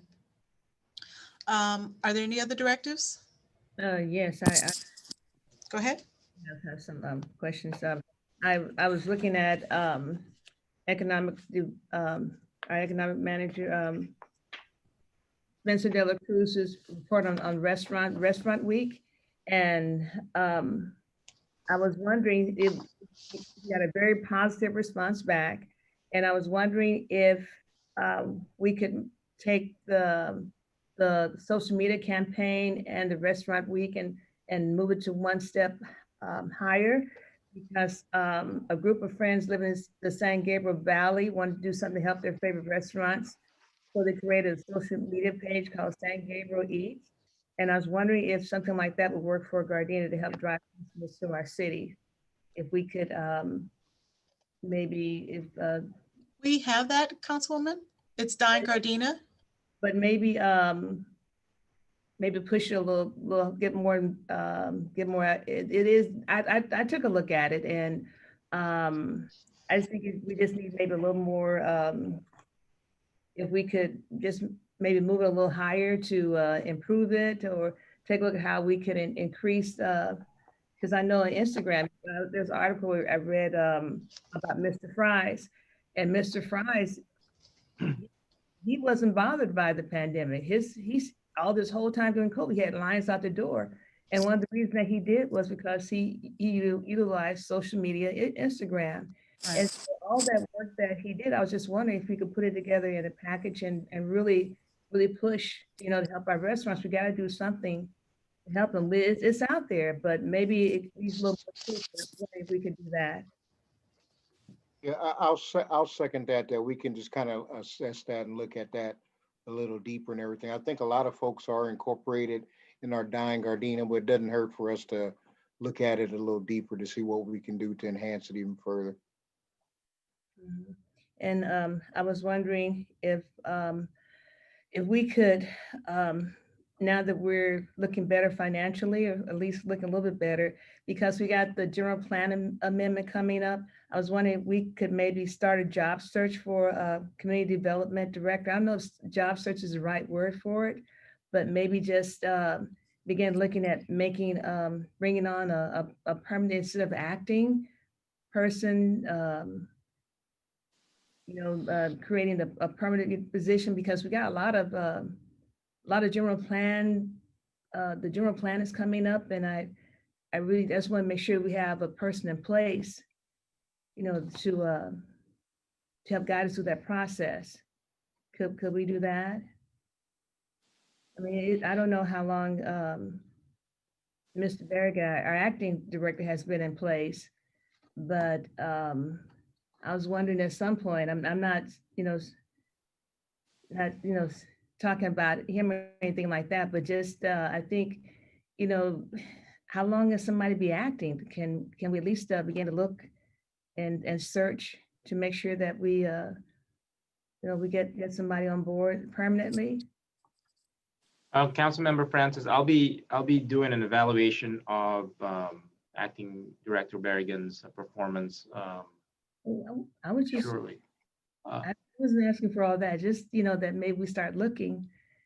Well, that's tied into his position, because if he's acting, then I would have to determine whether or not to run a recruitment, internally, externally. All that is tied into his performance.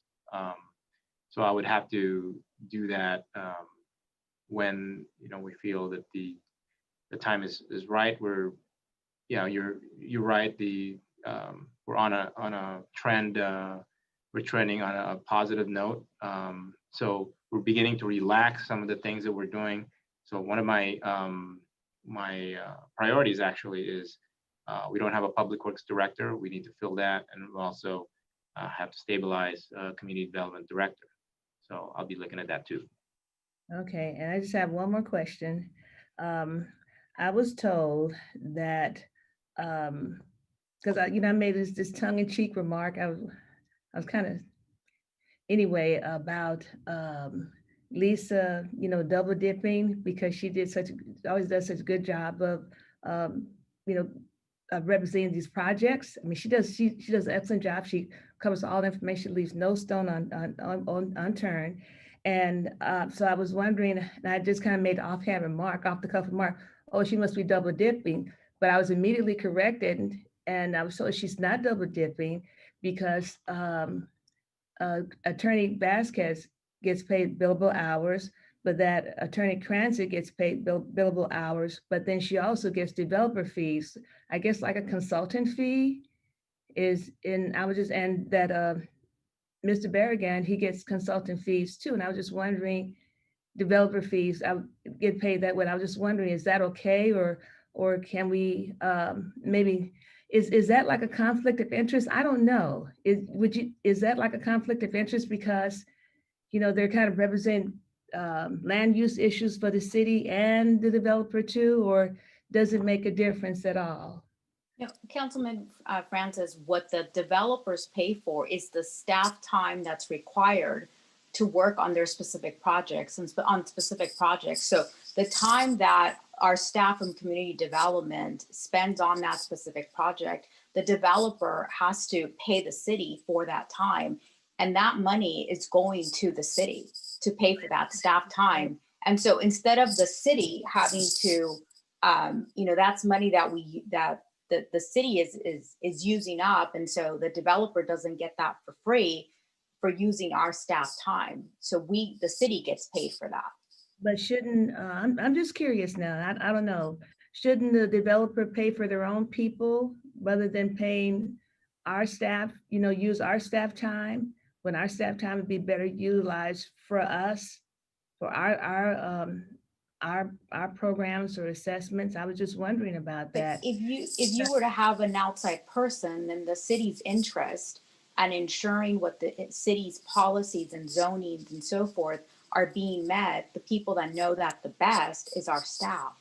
Yeah, but see, I would think that our staff would get paid by us, because a wise man once wrote, "Man cannot serve two masters, because he'll love one and hate the other."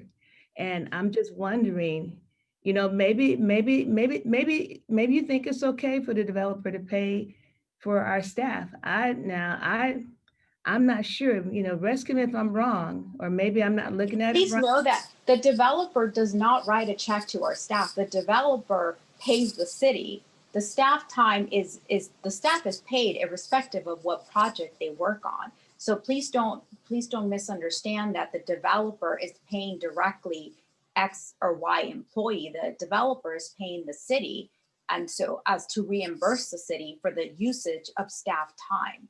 But why, I don't understand. I'm sorry. I just don't understand why the developer would pay us for use our staff time when we should be paying us for our staff time. Now, if they're going to give us some fees or something so we can build a new park or paint, make a meeting in the street or something like that. But to me, it's kind of confusing when you have developers' money going in to pay our staff time for them to work on their project. Does that make sense? Or maybe I'm just out there, you can rescue me if I'm wrong, but I just thought, might be a conflict of interest there somewhere along the line, because, what if we come up with something they don't like? The staff recommendation, It just, I see that you don't agree with me, but sometimes some things may appear to be okay, but it just doesn't pass the smell test. That's all. That's what I'm saying, but thank you so much. Okay. Are there any other directors at this time? Okay, if not, we're going to go on to city manager's remarks regarding our previous directives. Thank you, Madam Mayor. We have a few items here. I'm going to go through them pretty quickly. I sent the memo to all council members regarding council directive from Councilman Cascadian regarding US 20. This could potentially have some relief for the city. Also a memo to the city council for the MPOD update. Currently, what we can report to you is that the LA County currently has our MOU for the MPODs. They are reviewing it. We haven't gotten it back. So as soon as they tell us that the MOU is approved, they tell us when and how to distribute the vaccine, then we will act on it. But at this point, they still have our MOU, and they haven't returned it back to us.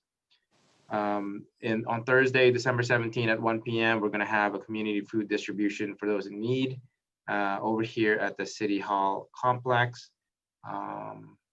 We have a video from the Recreation and Human Services. Our department would like to thank the community for their support of Operation Gobble, Helping Hands, and so much more. We have a quick highlight of the holiday activities that took place since the last meeting. We couldn't have done this without your support.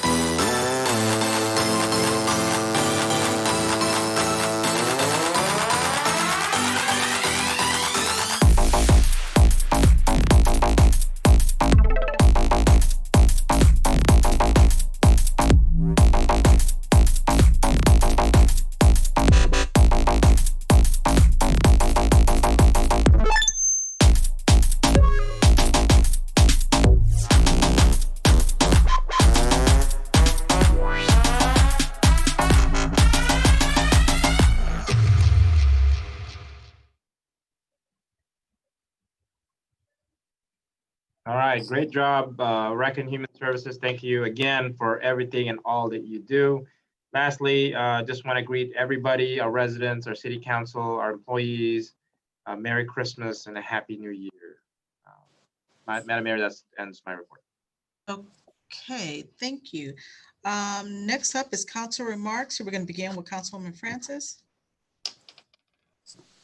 Okay. Thank you, Madam Mayor. Since we last met, I attended the Veterans Day celebration that was very, very well done. I also attended the Wobble Before You Gobble, and I got to tell you, Council Member Cascade has some dance moves there, man. He's smooth on his feet. That was a lot of fun. I wish we could do that more often because since it's COVID, I've gained a quarantine 15. So that was very nice. But I also helped pass out turkeys at Senator Bradford's turkey giveaway. And we had, I think, about 8 or 9 staff members that came to assist in that. And on December 4th and 5th, I attended City Gardena Christmas drive-through. And it was nice because I got to see a lot of people I hadn't seen in a long time and see a lot of the kids. And we made a lot of children very happy. And then last Saturday, I volunteered at the Wonder Lunch grocery giveaway hosted by Janelle Monáe and Gardena, Wonderland, and Congresswoman Maxine Waters. It was a very well-attended event, but the need is so great because there was a line that started at Southwest College that wrapped all the way down Western, down 120th, all the way back around the Normandy. And so the need is great. People are having a very difficult time out there. So I'm grateful that here in the city of Gardena that we're able to provide assistance to people who need it. And I just want to say as 2020 slowly grinds to an end, and if we can take some time to reflect on the things that we may have learned across this year. And some of the things that I've learned is that it's important to cherish our connections with family and friends, and our celebrations matter, and that we can have victory and live joyously even in the midst of difficult times. But there is one thing I know for sure, just as they say that all good things must come to an end, bad things have an ending too. There are better days ahead in 2021. And until then, stay safe, wear your mask, social distance, and no matter how you celebrate the holiday, this holiday season, have a happy and glorious holiday season. And we'll see you in 2021. Thank you. And to my colleagues, happy holidays to you as well. Thank you. Okay, next up is Councilmember Cascania.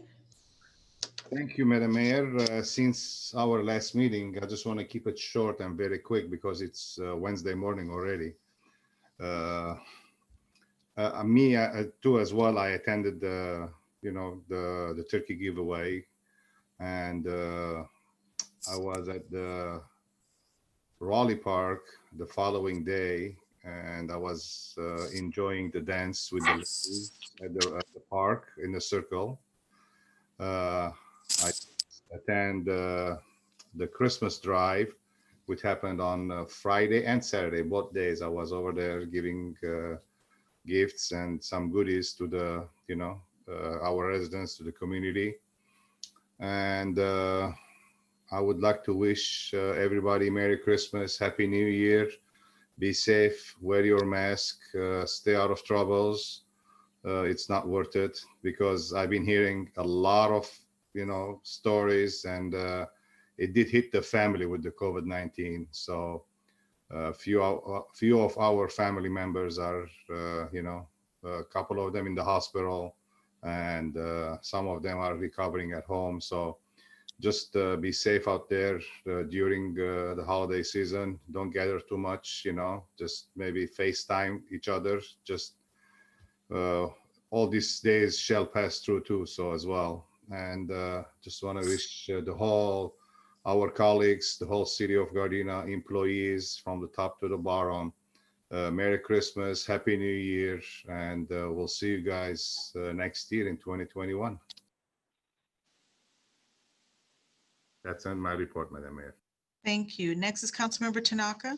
Thank you, Madam Mayor. Trying to go real fast, sir. Attended the Veterans Day drive-through, great event. Thanks to our vets. Did an emergency Zoom meeting with the COG, and it related to meeting with our Orange County neighbors regarding the RENA numbers. So there's a protest right now with all the cities regarding how RENA numbers are being pushed on everybody. So hopefully that will come to fruition with letters that are being written. Attended this, our South Bay COG board meeting. Attended the city's turkey giveaway. I did another special COG meeting regarding restaurant closures. There's some issues with how the South Bay is being clumped in with the rest of LA County, and that a lot of the restaurants are being punished and causing them to close. So we're fighting that battle right now also. Did the Santa drive-by both Friday, Saturday. That was a great event by our city staff. Stephanie, thank you very much. District 2 Zoom meeting. Thank you, District 2. You guys are totally involved. I think that's Mayor Pro Tem's district. It was a good meeting. South Bay Steering Committee meeting. I tried to sign on to the Legacy Coffee time today about organ donors. Organ donating is a great thing to do. If you haven't done it on your driver's license, it's something to consider, that your organs can actually save somebody. So I want to just thank the city leadership, all the department directors, staff, volunteers. You guys rock. I mean, you make the city of Gardena the jewel of the South Bay, because everybody wants what we have. They want to be us. They are envious of us, and I thank you for all the hard work that we do, because we do events that nobody else does. So I'm looking forward to a great 2021. Hopefully this whole pandemic and everything else goes away, but thank you to our city for making us a great place. That ends my report, Madam Mayor. Okay, thank you. I'm going to go fairly quickly myself because it is after 12 midnight here.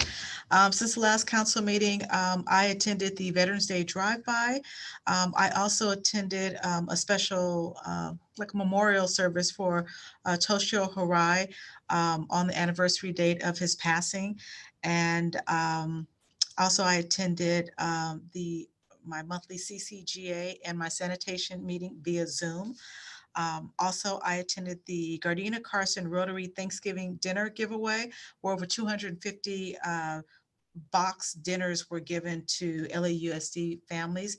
And these were huge boxes with gift certificates for turkey and all the side dishes, you know, dressing, cranberry sauce, bread, etc., and even dessert for families. So it was a really nice box that families, not only for Thanksgiving, but they would have had food even afterwards as well. And that was done through the Gardena Carson Rotary Club.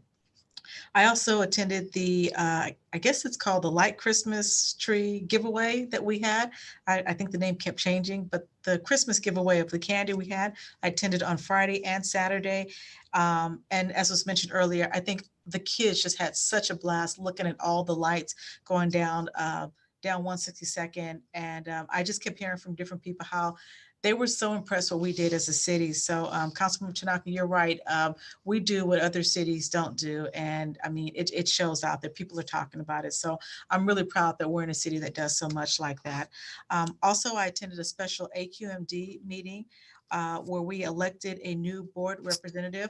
The position that we elected had the previous council member who held the position for many years stepped down because she was no longer going to be a council member. And we elected a new representative, council member Rex Richardson from the city of Long Beach. And actually, the city of Gardena, we were the final deciding vote, and we made it possible for him to win. And so I was really excited about that because I know he's going to do a great job representing Gardena as well as the other cities in the AQMD. Also, I attended via Zoom South Bay Association of Realtors from an invite from our city clerk, Miss Mina Semenza. And it was really, that was my first I think it was my second conference I've done via Zoom, but it was so well planned out because there were so many people on there. So I just want to thank you guys. You guys did a great job hosting that many people and having breakout rooms, and they moved us from one room to another. And I don't even know how they did that, but I thought it was amazing. So again, kudos to you guys. Later on that day, I attended a CERT Zoom holiday party, and that was my first party I've attended via Zoom, and that was interesting. And the last thing I attended was the Finance Committee meeting last week. And again, I'm just happy that we were able to announce that we're going to be saving $51 million over the next 18 years. And I just think that is just awesome. Doing that. So that's good to end 2020 with that right there, amongst some of the other great things that are happening in our city. And as we end this year here, I want to just tell everybody, you know, thank you for all that you've done throughout this entire year. Thank you to our residents, our business, and our staff. 2020 has just been an interesting year, to say the least. Nobody expected this coming, but I mean, hey, we've gotten through it. So far, we're still here. We're still moving forward. And it just goes to show just how resilient our community is as a whole, and what each of us have done to try to make things a little bit better for somebody, whether it's donating food or just helping a friend out or just being supportive for those who are going through trying times. So I just want to tell everybody, thank you for all that you've done, because you guys have just shown throughout the course of the year just how amazing we can be as a group. Just every little bit that we do, whether we're showing up at an event, maybe we have contacts who've been able to donate food or donate money through any organizations we're part of, like the Elks, or just everybody through their contacts. So thank you guys for all that you do. And please share with our city staff, in case I don't see all of them before the end of the year, that I appreciate all the extra efforts that they've gone through just to help out our community the way they have, and making Gardena a great place to live, work, and play. So with that, happy holidays to everybody. And that ends my report. Next up is Mayor Pro Tem Henderson. Thank you, Madam Mayor. I have a couple things, but I'm gonna shorten it up. But I definitely want to say happy holidays and Merry Christmas, Happy Kwanzaa, Happy New Year to everybody. Whatever you celebrate, please celebrate it safely, socially distance, wear your mask. I want to congratulate all the retirees. That's a great work. If you look at some of those numbers, working at one place for that length of time is a testament to who we are as a city. I also want to say, let's keep our folks in thoughts and prayers that have contracted COVID-19. We're not through this yet. We still have a ways to go. So we want to make sure that we keep those folks in thoughts and prayers. I also now want to thank the community members that prayed and sent me cards for my illness. And I want to thank city staff, Clint Osorio, Chief Safel, Stephanie Santine had the kids do a get well video for me out of Johnson Park. That was very touching and made me cry. It was a great thing. I want to thank my council colleagues for definitely stepping up, going to all the events while I was in the hospital all those days and everything. So I really appreciate that. God is good. It's good to be in the land of the living for sure. But not only do I want to thank you as a group, I want the minutes to reflect my sincere thanks for you as individuals. Mayor Tasha Serta, Councilmember Rodney Tanaka, Councilwoman Paulette Francis, my brother from another mother, Councilmember Art Cascanian, City Clerk Mina Semenza, City Attorney Carmen Vasquez. It was really great that you all reached out to me individually while I was really down and out and not feeling my best and trying to recover from some strange lung thing that I had and everything. So I'm kind of getting past that. I'm home recovering. So as I get back into the swing of things, I was able to attend the South Bay Association of Realtors, which was pretty good. District 2 meeting.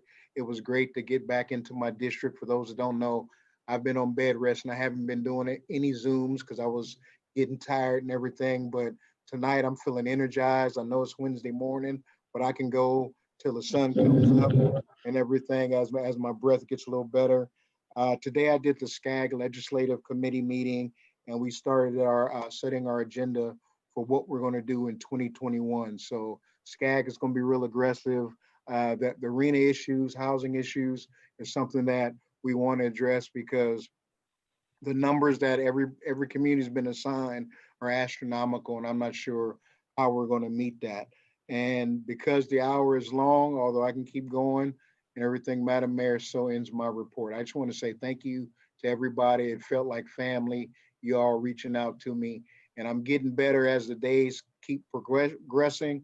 I probably have to sleep in tomorrow, but I'm getting better. My breathing's getting better. I'm still doing respiratory therapy and exercising and all that. So I'm getting better though. Thank you. Okay, very good. Take it slow though. Don't do too much tonight. Okay, for announcements here, I just want to reiterate one more time, we have the community food distribution for those in need, and it's this is tomorrow. I'm sorry, tomorrow's Wednesday. It's Thursday. It's a drive-through only, Thursday, December 17th, 2020. It's going to be at the City Hall complex for those of you watching on TV. The address is 1700 West 162nd Street. It's 1 p.m. until they run out. Just like to just make note of who our sponsors are. It's Give Gardena and GNC and St. Anthony's Padua Parish. We ask that people please do not line up until 12:45 p.m. to reduce vehicle wait times. And in order to comply with the physical distancing, we ask that no walk-ups will be allowed, and face coverings will be required. If you'd like more information, you can go on our social media page of Gardena Events on Facebook. You can go to our Instagram at Gardena Events, or you can go on our city website at www.cityofgardena.org. And let's see, moving on to remembrances here.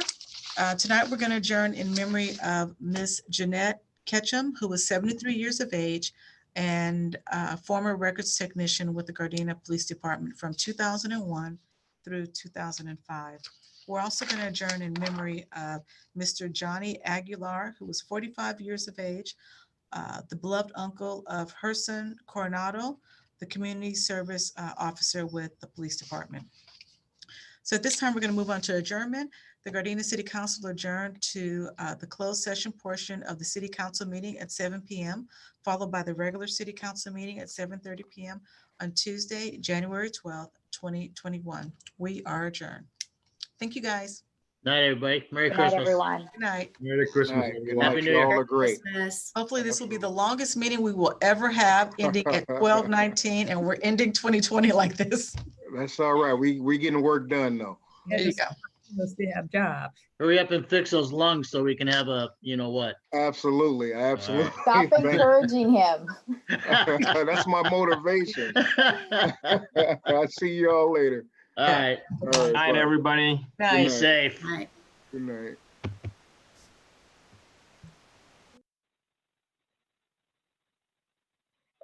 We didn't put the slide up. Okay.